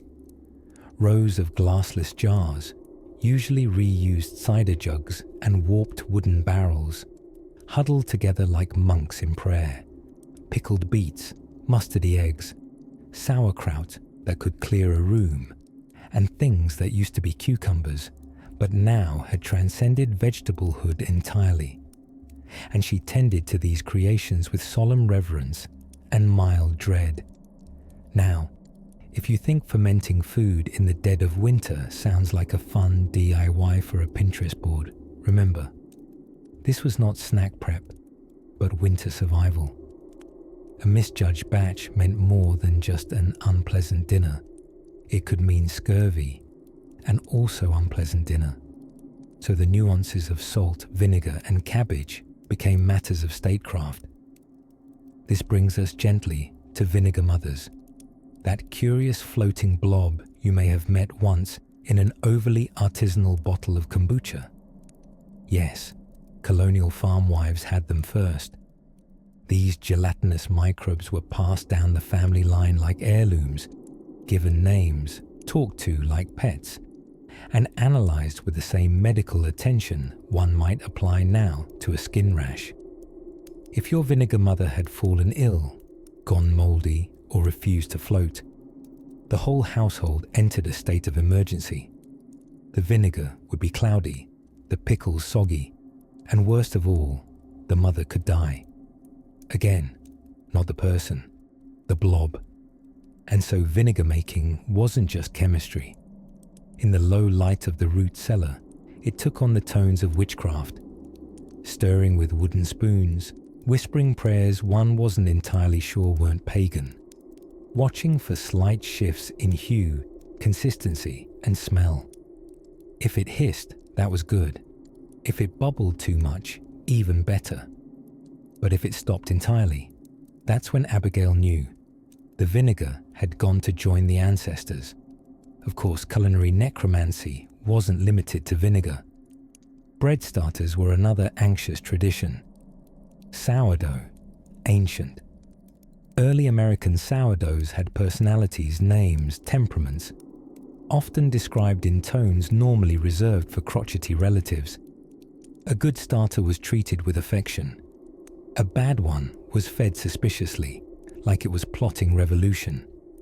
Meanwhile, upstairs, where the warmth of the hearth barely licked the wooden floorboards, butter was caught in its own civil war. Churning butter in winter was less about making a kitchen staple and more about slap-fighting milk until it obeyed. Without summer heat, cream thickened grudgingly, sulking in crocks. The churn, whether a handheld dasher type or more delightfully medieval barrel churn, was cranked patiently, then exasperatedly, then while muttering names unsuitable for polite company. Results varied. Sometimes it parted, and butter rose up like golden hope from creamy ruin. Other times, it just didn't. This resulted in butter panic, rage, denial, bargaining, and finally a resigned soup of salted cream poured over dry bread with the reassurance that it's just like butter. It wasn't, but lying was nutritious. And did the work stop there? You know the answer, weary traveller. Of course it didn't. When enough sauerkraut was stashed and the vinegar groaned with microbial activity, the colonial wife turned to the next magical winter task. Soap. Yes, she took lard, ashes, and a prayer and moulded them into something that theoretically made people cleaner. Lye soap, as it was called, was less of a gentle cleanser and more of a fiery antique exfoliant. It got you clean by annihilating the top 3 layers of skin. Making it was its own epic quest. Leaching lye from ashes, boiling it with fats, painstakingly stirring the magma-like mixture until it turned into what could only generously be called soap. The result? Lumpy beige bricks that smelled faintly of pig and certainty. You used them with care, and never on an open wound unless you were ready to meet your vinegar mother face to face. By midday, with pickles burbling, butter sulking, and soap hardening like mood cement, she finally allowed herself to press a cold cheek against the pantry door, close her eyes, and enjoy a fleeting moment of stillness. Outside, frost traced delicate botanical illustrations across the window panes. Inside, the quiet hum of survival tinkled like the smallest bell.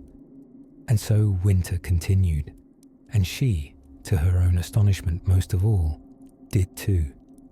With the evening fire sighing low and the shadows stretching long across hand-scrubbed floors, we now drift, warmly and slowly, toward the other half of her realm, the bedroom, where dreams, rest, and underheated bedding waited to be battled.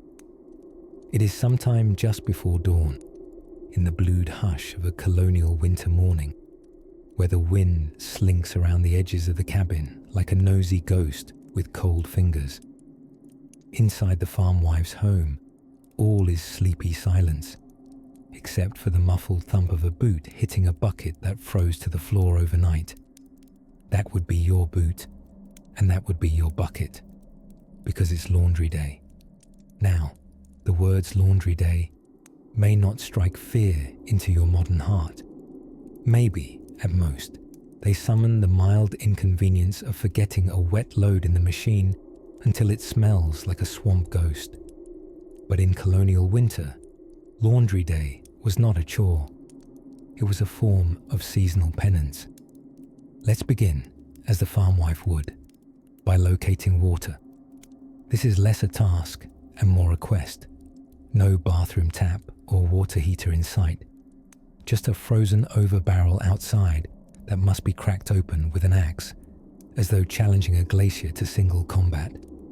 You draw your cloak tightly around you, breathe tiny fogs into the icy morning air, and then spend 20 bone-chilling minutes hammering nature to get 6 inches of water. Once collected, the water must be hauled inside in sloshing buckets of steam glory, where it will be dumped into a large copper kettle over the hearth fire, which you started earlier by striking flint over a tinder bundle, all while hoping your fingers didn't fall off like disappointed icicles. And now, while the water heats like a slowly awakening dragon, it's time to gather the soap. But not just any soap. This isn't imported lavender-scented artisan soap with a name like Bergamot Dreams. No, Colonial soap is a character, a pungent, homemade lye-based brick, born from last week's fireplace ashes and the delicious fat scraped from roasting pans. It's greyish, it's lumpy, and it's ready to burn a hole in your enthusiasm. Out comes the wash tub, a wooden half-barrel built for neither comfort nor whimsy. First, the linens go in, just the whites today, which is an optimistic term, considering they've spent 2 weeks absorbing smoke, stew drippings, and perhaps some vague emotions from the family cow. Now comes the scrubbing. It would be romantic if it weren't so ruinous. With a washboard and enough bicep action to qualify as arm day at ye olde gymnasium, you begin attacking the linens like they've insulted your soup. Water droplets steam against your red, raw fingers, and the lye soap bites delicately at your knuckles like a sarcastic cousin. And then, the rinsing. More cold water hauled in by the bucketful. Your hands are now so numb they might legally belong to someone else. Curiously, in the colonial mindset, Monday was unofficial wash day in many regions, a pattern so ingrained it birthed household rhymes. Though the rhyme never truly captured the subtle weeping sound that escapes when you remember, you also have to wash the children's woolen stockings. 9 pairs, each homemade, each retaining the exact smell of childhood feet in frost. Of course, drying is an altogether separate saga. Outdoors is out of the question, unless you particularly enjoy line-drying your linens into stiff, frozen sculptures resembling abstract white flag protests. So instead, you string a line by the hearth, dodging the low-hanging damp shifts and petticoats that now turn the cabin into a haunted laundry tent. And in this suspended ghostly forest of dripping clothes, you pause. Because if you look closely, beyond the steam, the fluttering cuffs, the fatigue in your fingertips, there is something almost holy about it. A ritual lived through generations. A dance of warmth coaxed from cold. A reminder that caring for home was never clean or dainty. It was gritty, it was repetitive, and it was one stubborn, soapy act of devotion at a time. You sit back on the stool, dusting thawing straw off your skirts, and let the fire's warmth crawl up into your aching shoulders. Outside, the wind howls its snowy opera, but in here, the laundry sighs gently from the line, like it knows it has survived something. And just as you begin to drift into a fog of wood smoke and hard-earned peace, a small voice from the loft says, "Ma, I think I dropped the chamber pot." Ah, domestic serenity was nice while it lasted. But never fear, the farmwife's winter symphony carries on, one spill, one stitch, one steaming kettle at a time. And speaking of steaming kettles, next we'll wander into the bubbling heart of colonial comfort. Cooking in winter, a realm ruled not by recipes, but by resourcefulness, smoke, and soup, thick enough to wobble with pride. By now, you've successfully imagined yourself trudging through knee-deep snow in woolen stockings, grumbling about frostbitten fingers while balancing a basket of eggs, that may or may not contain more ice than yolk. But tonight, we turn our sleepy gaze toward the homestead's heart in winter, the hearth. And oh, what a beast the colonial fireplace was. The colonial farmwife's hearth wasn't just where she roasted a questionable root vegetable soup or suspiciously chewy venison. It was her stove, her dryer, her bread oven, her only light source, her emergency iron, and, in winter, her only real friend. Now picture this, a swirling December night, wind howling like a judgmental neighbor. Inside, the great stone hearth blazed with logs thicker than a toddler, because that's roughly who chopped them. If there was a teen boy in the family, his entire winter resume consisted of cutting, hauling, and stacking firewood with the air of someone performing an operatic tragedy. Behind every blazing hearth was the silent whimper of a youngest son, wondering where his fingers went. Kitchen fires were never allowed to go out, not even as the moon yawned across the snow. If it died in the night, reigniting it meant coaxing a single flicker from embers more stubborn than a mule in a cravat.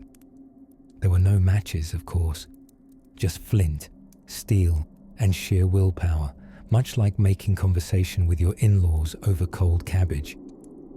Some homemakers carried hot coals to neighbors like medieval Uber Eats, hoping they could borrow fire without also borrowing smallpox. But fire, while cozy in the storybooks, was less romantic when you were using it to cook a 7-hour stew while dodging sparks that leapt out like caffeinated squirrels. Standing too close to the hearth risked singeing your eyebrows. Too far, and you'd freeze like the potatoes you were trying to revive.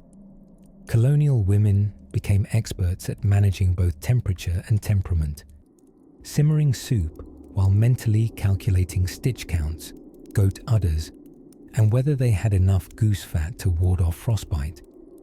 There was no thermometer, of course, only instinct and superstition. Was that cake done? Poke it with a broom straw. Did the yeast rise? Light a candle and recite a psalm.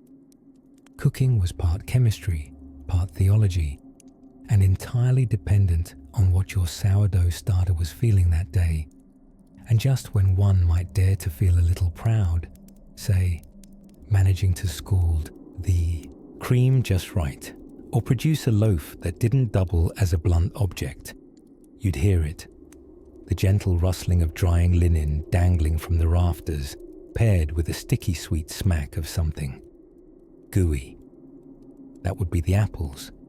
Strings and strings of peeling apples, like rustic holiday garlands, drooped over the hearth, slowly desiccating into the kind of shriveled snack one might offer a pilgrim ghost. They hung alongside herbs, root vegetables, and sometimes mysterious bundles you did not ask about. You did not want to be asked about yours either. In the distorted theatre of smoke and shadow, winter kitchens became their own strange worlds. Cats crouched near the coals, plotting minor acts of rebellion. Children huddled in corners, building anatomically incorrect snowmen indoors from wool scraps. And in that heat-haze circle of candlelight, the colonial farmwife basted, stirred, and simmered. All while wearing about 32 pounds of clothing, including a fichu, a corset, multiple petticoats, and something ominously known as a bedgown, which, let's be honest, sounds like Sleep Dracula's housecoat. Despite the sweat, soot, and occasional flower explosion, the hearth was the place where warmth triumphed, where stories gently unraveled across generations, and where the clink of a wooden spoon meant order in a world largely run by weather and goats. And sometimes, just sometimes, when the night glowed with a faint blue frost and the chimney puffed like a pipe-smoking owl, the kitchen felt magical. A soft, smoky enchantment born not from spells, but from the delicate labour of daily keeping. With the stew stirred, the fire banked, and the cat defeated yet again by the drying rack, the house would fall quiet, except for one sound. Drip, drip. Ah yes, the perpetual winter mystery of the leaking roof. But worry not. In the next hush of snow and starlight, we'll follow that drip up into the attic beams, where things are not quite as quiet or as simple as they seem. When the January winds howled through the cracks in the cabin walls and layered the world in white silence, colonial farm life turned from hard to hilariously heroic. With the sun faint and stingy above the horizon, lighting the snow in ghostly pastel hues, farm wives became orchestral conductors of quiet chaos. Let us now delve into the fine domestic art of laundry. Yes, glorious, frostbitten, splashless winter laundry, because grime, regret, and wood ash do not pause when the temperatures drop. Now, it's important to understand, laundry in colonial wintertime was not the polite, lavender-scented affair you might be imagining. There was no warm utility room with ironic signage telling you to wash, rinse, repeat.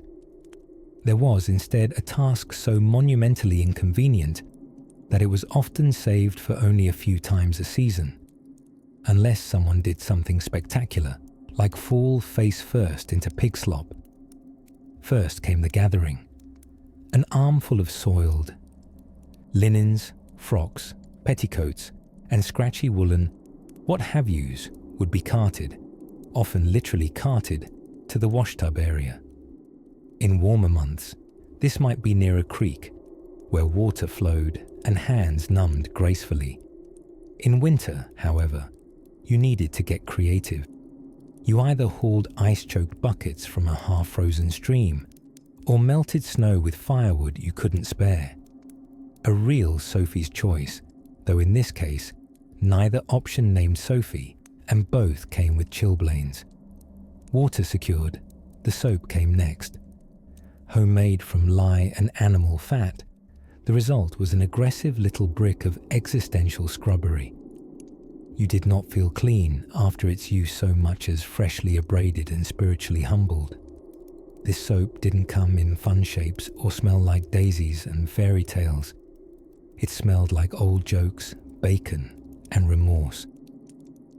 Now then came the lye itself, a sincerely dangerous substance made by leaching ash from your fire through a barrel filled with straw and truly your own fervent hopes. If you guessed the ratio wrong, you got an underwhelming lukewarm water that politely asked your clothes to consider becoming less dirty.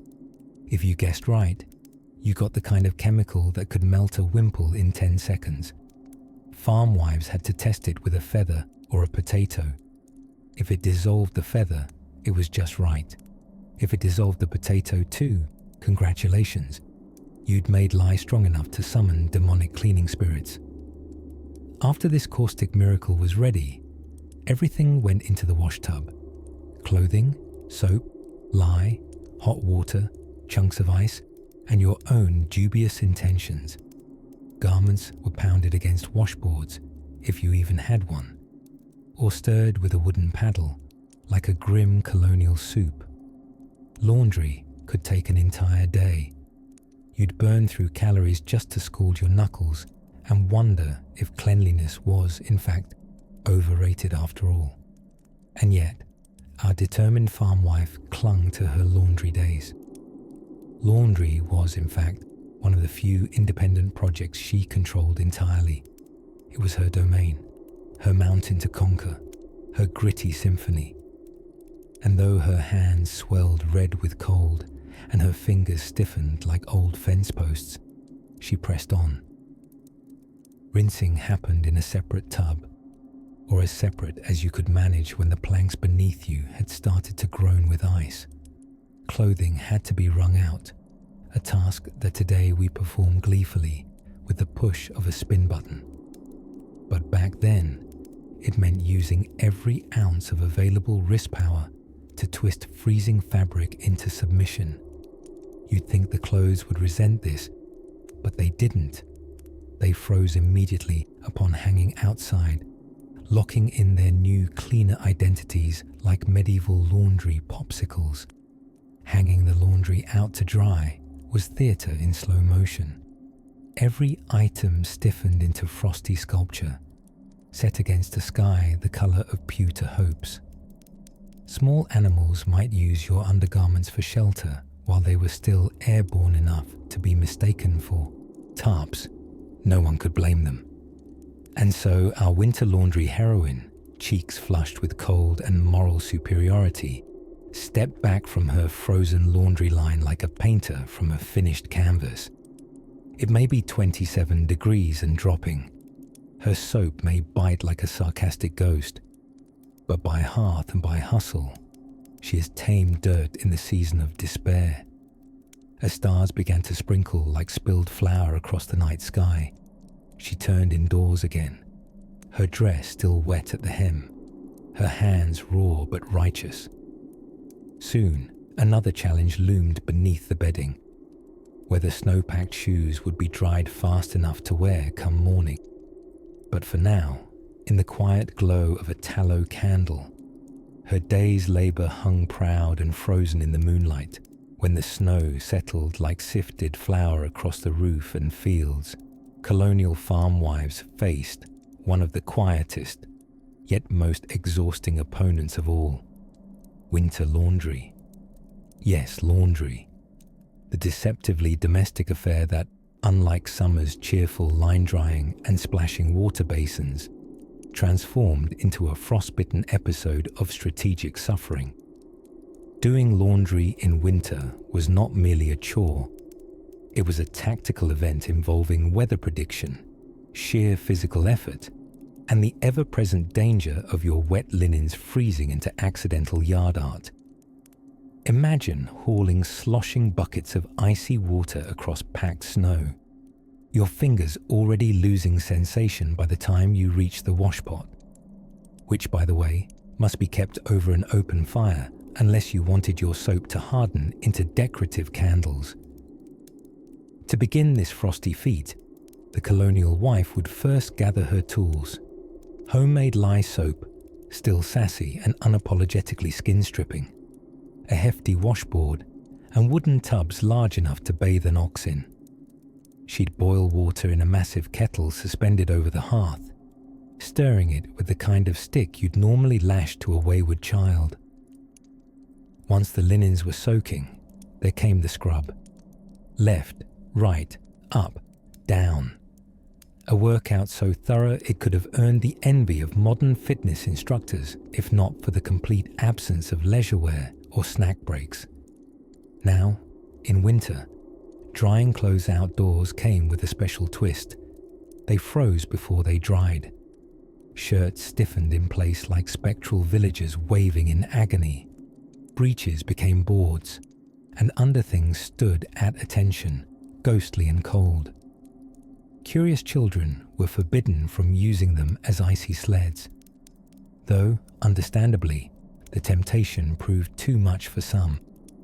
In a pinch, clothing was hung near the hearth, turning the one warm corner of the entire house into a jungle of steaming trousers and slowly dribbling drawers. It gave the room the aroma of damp wool and slightly singed linen, the signature scent of cottage chic. But winter laundry wasn't simply a wet ordeal tinged with frostbite. It also served as a community affair. It wasn't uncommon for neighbouring women to gather and tackle the suds together, transforming muddy tasks into gossip-fueled soap operas. Over the churn of soap suds and the squeak of cloth on washboard, updates were exchanged. Who had another baby? Who hadn't survived butchering week? Whose cow had kicked over yet another lantern? That last one left everyone glancing nervously at the barn. It's important to remember that colonial households had no laundry baskets from artisan marketplaces, no collapsible drying racks or lavender-scented dryer sheets, no soft-touch buttons to summon delicates mode, just calloused hands, chill-split fingernails, and an almost romantic relationship with persistence. And it wasn't just clothing that needed washing. Blankets, curtains, towels, all had to be tackled in single-digit temperatures, reeking of wood smoke and stale broth. There were no extras. If the good quilt molded while drying, you spent the night under a pile of itchy sweaters instead, tallying regrets. To the modern eye, it seems whimsical. A snowy tableau of women in linen smocks, steam rising from the kettles, laughter lilting across the yard. But from within, it was a frigid battlefield of boiling water, frozen fabrics, and existential questions like, did I need clean socks this much? In the end, the family would be dressed in clothes stiff with cold, but clean enough for polite society. Assuming that society wasn't frozen to the floor, the farm wife would fall into bed, arms aching, fingers raw, head filled with half-finished thoughts of warmer months and a far-off era powered by laundromats. She'd hear the sigh of snow slipping off the roof, the gentle pop of fire on the hearth, and she'd wonder, were underthings really that essential in February? Let the wind rattle the shutters and the hearth glow on, for by morning there's still bread to rise, children to clothe, and perhaps socks to re-dry. And speaking of keeping children clothed in winter, that's an icy adventure all its own. As the sun slouched low behind bare hickory branches, the farm wife's winter afternoon tiptoed into evening with the subtlety of a draught through chinking. Daylight, the most perishable item in her pantry, had been rationed sparingly, doled out in fleeting golden tablespoons over wood stove chores, and the disciplined beating of a woolen rug with a stick roughly the size of disappointment. And now, with the arrival of twilight and its blue hush, she embarked upon a ritual feared by thighs and calves across the colonies, the trek to the root cellar. Let's pause here to reflect, dear listener, on the term root cellar. It sounds rustic and charming, two adjectives frequently paired with drafty and terrifying. It was no mere pantry. It was the farm wife's dungeon of tuberous dreams.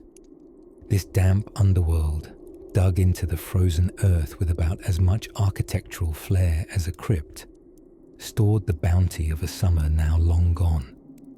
Carrots, beets, parsnips, too cold to rot, too uninspiring, to steal. To enter this subterranean zone, a farm wife typically descended a narrow stairwell of packed clay or frost-kissed stone, armed with a single candle that flickered with the enthusiasm of a student reading Deuteronomy. One held a lantern like an offering to the potato gods, praying that the turnips had not sprouted judgmental little shoots in the night. The root cellar, in its sullen silence, often gave her the uncanny feeling that something else might be living down there. A fox, a raccoon, an errant relative who just needed space. But the farm wife, ever pragmatic and guided by the iron constitution of a woman who has milked a goat while arguing about theology, didn't dally. She filled her apron with the night's produce, an arcane jumble of wizened onions and lumpen squash, then scurried up the steps before her candle's final flicker. For even the bravest among them knew that lingering too long in the root cellar often led to an accidental existential crisis or a run-in with a spider the size of a sermon. Now back upstairs, with wind howling outside like a dog denied entry to the afterlife, she peeled potatoes by lamplight. Peeling involved a small, cruel blade and the meditative repetition of unspooling humble tuber armor until only flesh remained. And these weren't the glamorous Yukon golds of your modern grocery aisle. These were lumpy, erratic specimens, each shaped like a nervous thought. Their skin was tough, their center sprouted mystery, and everyone bore the drama of living underground since July. But the peeling was merely foreplay for the main event. Supper, because when the house smells empty and the hearth doesn't cheer, the colonial soul turns to stew. Her soup was a curious thing, part practicality, part alchemy. A base of bone broth that had simmered low for 3 days, flavoured faintly by a ham hock, but more recognisably by its absence. Into the pot went the chopped roots, a chunk of salt pork, and herbs hung to dry above the chimney since July, thyme, sage, and something unidentifiable but pungent, possibly basil, possibly last year's laundry. There were no rubber spatulas, no silicone ladles, no timers politely alerting her that her Brussels sprouts were becoming caramelized. No, she stirred with a wooden spoon passed down for generations, its handle so worn it could almost be folded in half, and she judged doneness by the steam's mood. Over by the fire, a pan of Johnny cakes hissed softly. Not quite cake, not quite bread. They were roughly the size and density of determination. Made with cornmeal, salt and water, they required no leavening, only fortitude. In a cold kitchen, they gave off the warm, ancient smell of survival and hot cereal. Then came the table setting, which sounds more delicate than it was. Wooden trenchers set upon coarse linen, a jug of hard cider, and knives sharpened often enough to double as ploughs. In wealthier households, the family dined together. In poorer ones, it went in shifts.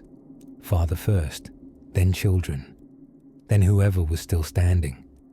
And we mustn't forget the ever-watchful cat, half pet, half pest control, wholly disdainful. It sat near the hearth with its eyes half-lidded, occasionally blinking as if pretending it could judge the seasoning. The cat, being wiser than anyone present, had already eaten hours ago. Outside, the wind shifted, whispering another handful of snow onto the porch. The farmwife, elbowed deep into washing the 6 wooden spoons needed for 3 people, peered out the frost-rimmed window. Somewhere between the branches, the first star blinked its approval, and in the distance, a faint, unmistakable creaking from the barn. But that, dear listener, is a chill for another evening. The wind had teeth that morning, not sharp ones, but blunted and insistent, nipping through the seams of the farmhouse like an apprentice ghost who hadn't quite learned how to haunt properly. Outside, snow lay in drifts high enough to qualify as small architectural features. And inside, Bridget, who, until quite recently, had been known primarily for being alive barely by candlelight, was attempting the day's first monumental task, getting out of bed. You might think getting out of bed is not, strictly speaking, an Olympic sport. But then, you've probably never had to do it in a colonial bedroom in January, where every beam creaks out a complaint, and your breath is visible before you even reach for your stockings. Speaking of which, where were those stockings? The colonial farmwife's bedroom did not enjoy such luxuries as central heating or, for that matter, floors that didn't feel like ice cubes soaked in despair. Bridget's stocking retrieval required a brief but savage negotiation with a raccoon skin rug, a half-frozen floorboard, and one extremely judgmental cat named Thistle, who had slept precisely wherever she'd pleased. Properly stockinged at last, and wearing 3 undershifts, 2 petticoats, and a shawl that had seen better centuries, Bridget entered the kitchen to rekindle the fire. Now, let us pause here. When one says rekindle, this might conjure gentle thoughts of campfire romance, or perhaps lighting a candle with a hopeful sigh. Not so in the colonial kitchen. Rekindling the hearth meant scraping together the ashes of yesterday's half-hearted fire, praying for a live coal, and then nudging it back to life using kindling, hope, and extremely bad language muttered under one's breath. Matches did not yet exist, No, the Colonial Farmwife's fire-starting toolkit included a flint that seemed built more for spite than sparks, a piece of steel designed to betray you at every swipe, and charcloth, a sort of special blackened fabric that caught embers like a gossipy neighbor catches secrets. After approximately 11 minutes of muttered threats and the terrifying moment where the flame thinks about catching, and then doesn't, Bridget coaxed the fire to life. The heat began to unthaw the kitchen, which, funnily enough, had spent the night trying to revert back into being part of the outdoors. The next order of business was breakfast, or to be honest, a moral negotiation with the coal larder. Colonial breakfast was not exactly Instagram-worthy. Today, it featured cornmeal mush, which sounds like a punishment, but was technically food, according to the standards of the day, made from stone-ground cornmeal boiled in water or milk, depending on what had not frozen into a dairy glacier. It was then plopped into wooden bowls so coarse and rustic you'd think they were artisanal, if only because no one had yet invented smoothness, sweetening it. Only if you'd been clever enough to store molasses in a bottle wrapped in wool and tucked beside the bread box. Molasses had a tremendous willingness to turn into tar in cold rooms, but with persistence and a vigorous stabbing motion with a horn spoon, you might retrieve enough to mildly offend your cornmeal mush in the direction of sweetness. And then there was laundry.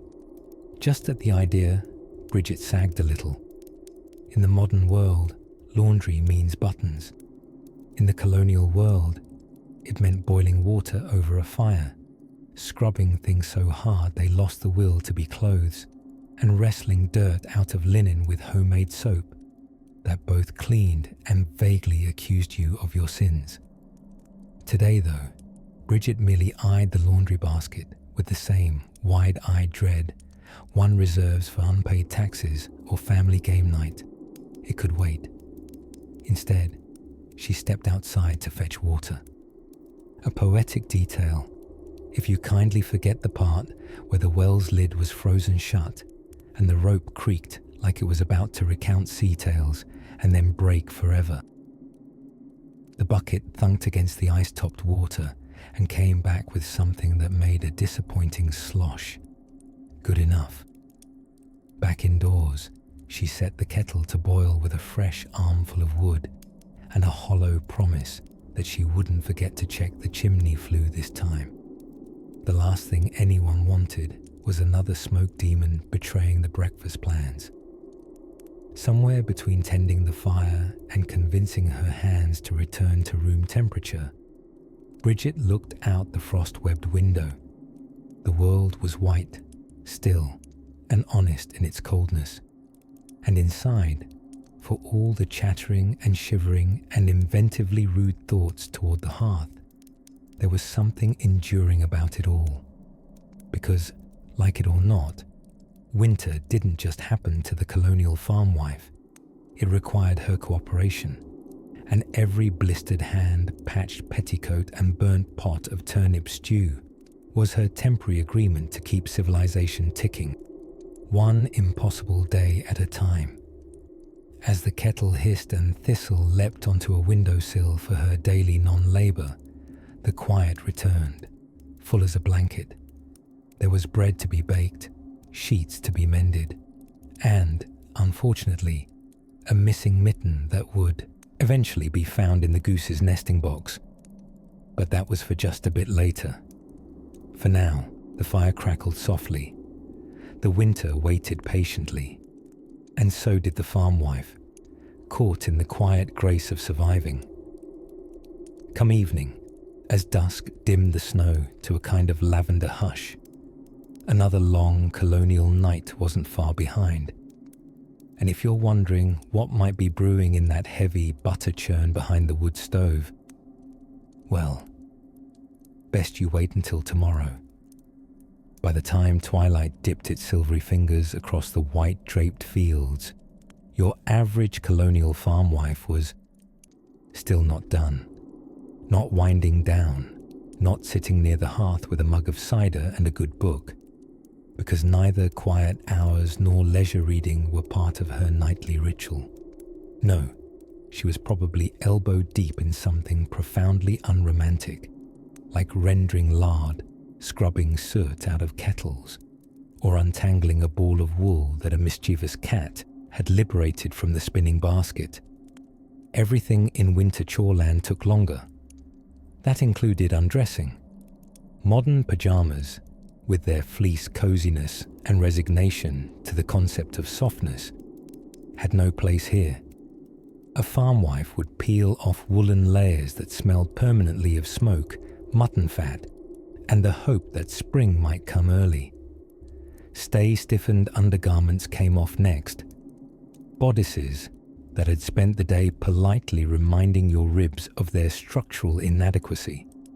Over those went layer after layer meant for insulation and decency.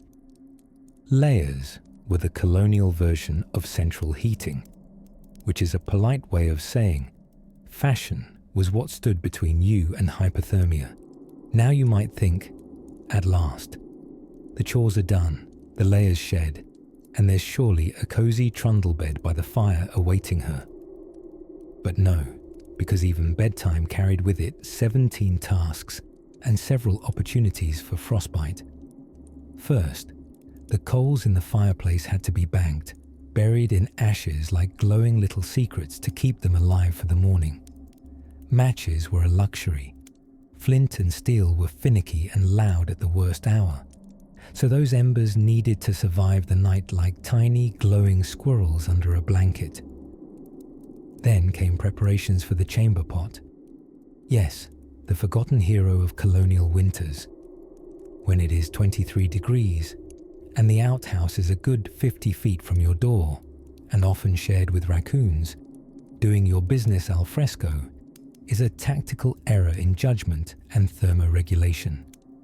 Every chamber pot was a miniature act of rebellion against the tyranny of fresh, frigid air.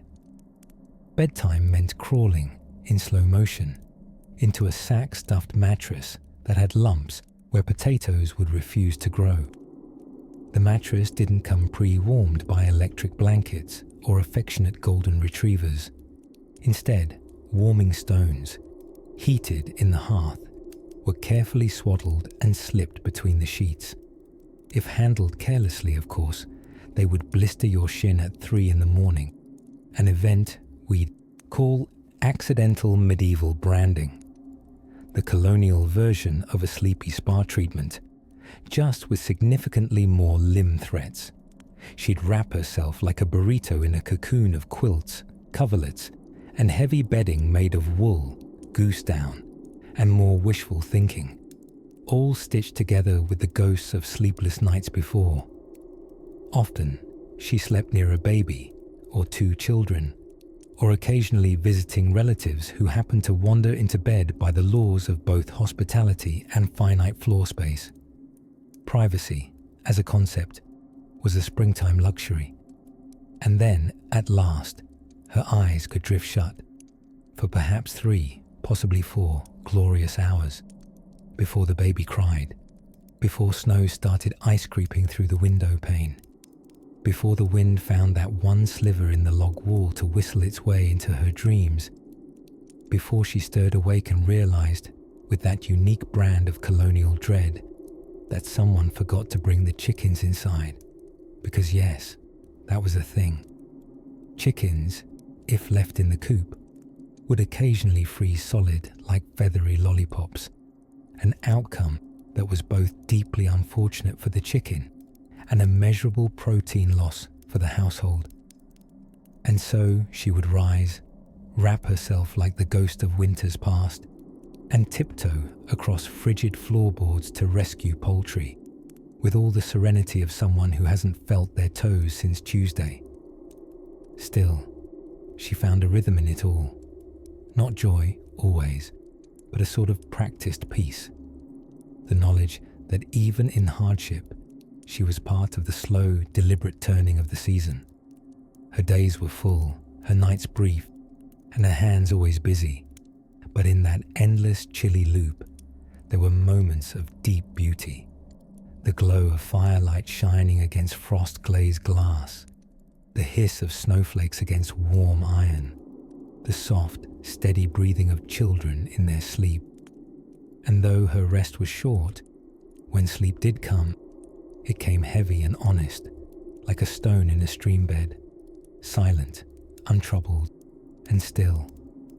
Tomorrow, of course, would begin again, with early ice and muffled boots, and a pot of something vaguely resembling coffee. But before that, one more dream, and one more tucked-in moment beneath the quilts, and when the frozen morning came, there'd be the matter of breakfast, but we'll stir that pot quite soon. The firewood pile was beginning to look suspiciously skeletal, like a rake-thin gentleman who'd overstayed his welcome at a harvest dance. By late January, the wood-cutting duties had lost all their initial charm. The crisp bite of the axe, the satisfying crack of birch splitting clean, replaced now by stiff fingers, frost-nibbled toes, and a thin layer of communal resentment that settled over the household like chimney soot. A colonial farmwife was never truly off-duty in winter. She was simply rotating chores. If she wasn't spinning wool for the shirts her children were actively outgrowing, she was mending stockings that had more holes than sock. And if those stockings weren't ready by Sunday, the town would gossip, and colonial gossip was stickier than hot molasses. People remembered that time your cow got loose 3 planting seasons ago. You think they were going to forget your son showed up to meeting bare-ankled in February. Around this time of year, the pantry took on a particularly melancholic tone. Root vegetables sulked in barrels like disgruntled bachelors stored away after a disappointing courting season. There were turnips resembling shrunken heads, parsnips beginning to contemplate retirement, and onions. Well, at least you could still cry near onions and blame it on the onions. By now, the salt pork was beginning to stretch the definition of what might be called appetizing. Every meal felt like a reenactment of what desperate tasted like. A stew would begin with enthusiasm. Add the last carrot, the final scoop of barley, and finish with a family politely pretending not to notice how much it smelled like the inside of the chimney. Speaking of which, the chimney. Oh dear, the chimney.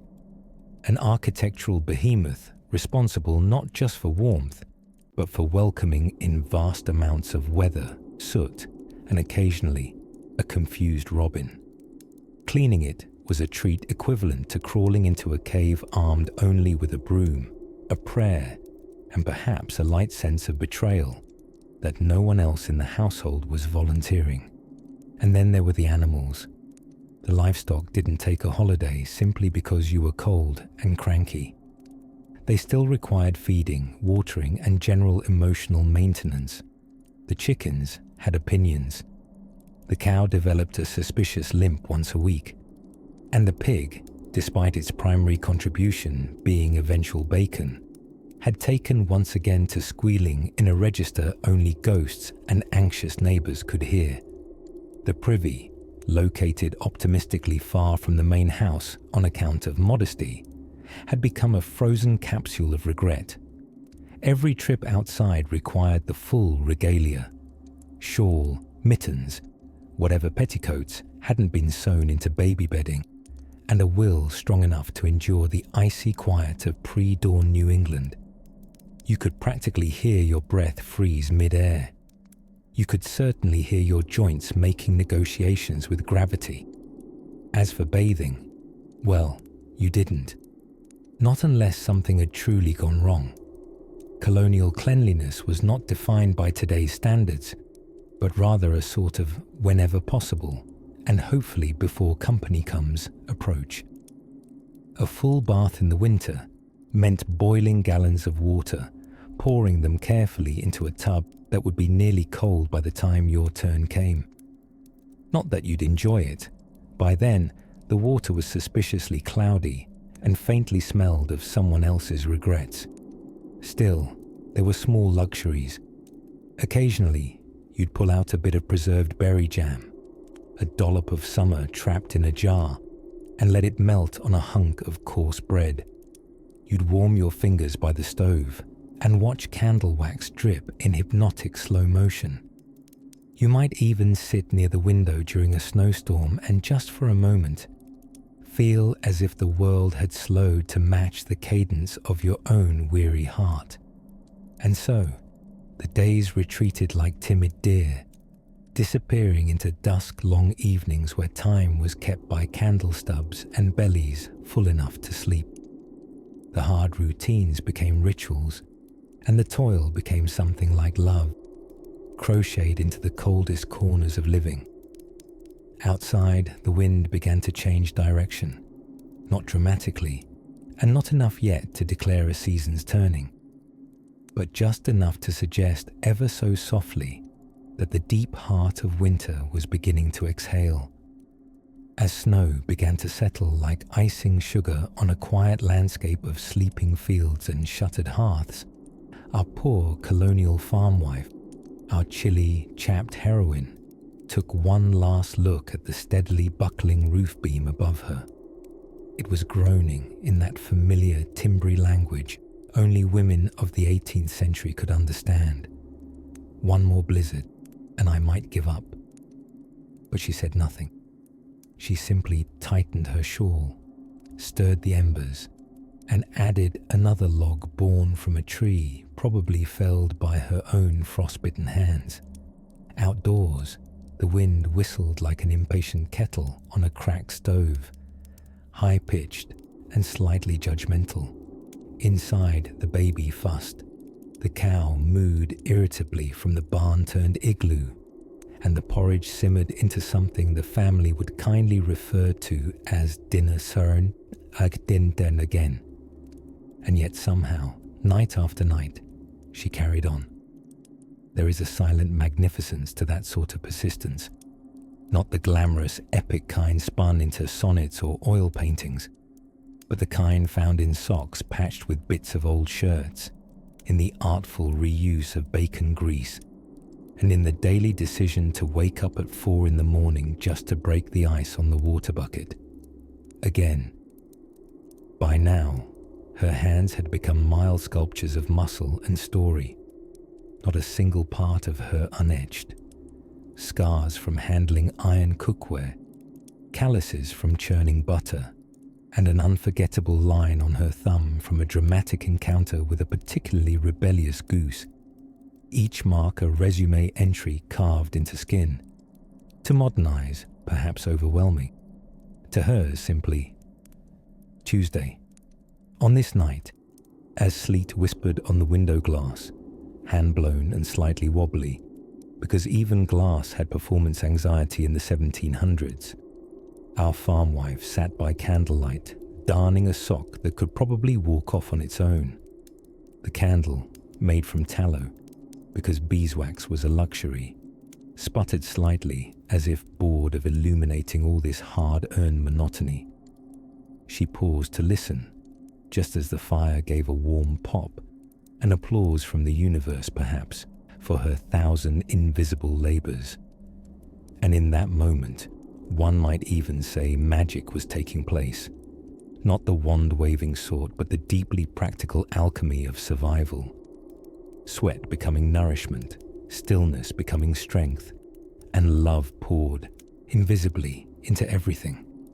Yes, even the cabbage stew. Outside, the moon drifted like a tired eye behind milky clouds, throwing a sleepy light across the frozen fields. Wheat stubble poked through like ghosts of last summer's abundance, now brittle and content to hibernate. Somewhere beneath, worms and roots whispered patiently, plotting their slow re-emergence. Nature, too, understood the wisdom of simply waiting out the worst. Had she known that, in centuries to come, people would pay extra for artisanal butter she churned in thankless routine, or that her daily bread would one day be described with niche flower names and hashtags, she she might have raised a knowing eyebrow, but then continued on, because those things didn't get socks mended. Her children slept in a snarl of homespun blankets, and her husband snored like a cart dragged over gravel in the next room. The house creaked and settled after a long day of literally holding everything together.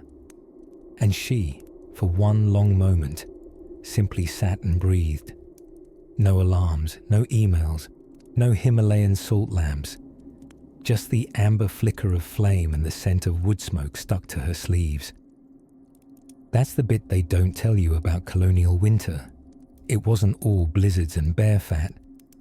Sometimes it was quiet, thoughtful, even beautiful, in a way that made you feel a part of something persistent and old and impossibly full of grit.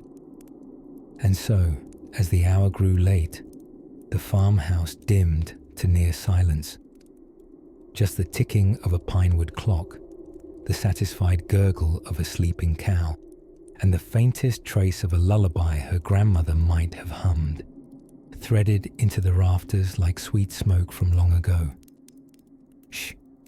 Close your eyes now, dear listener. You're not out there in the snow churning cream by lamplight or hacking your way through solid ice just to refill the kettle. You're right here, warm and safe beneath your own covers, with nothing more pressing than the steady, slow unraveling of sleep. And if you hear a wind outside your window, let it carry you not to a wintry field, with frostbitten ankles and pickled eggs, but to the gentle glow of dreams shaped by wool and wood smoke. The labour is done. The fire's banked low. Good night, Colonial Farmwife. Good night, sweet listener. Sleep deep.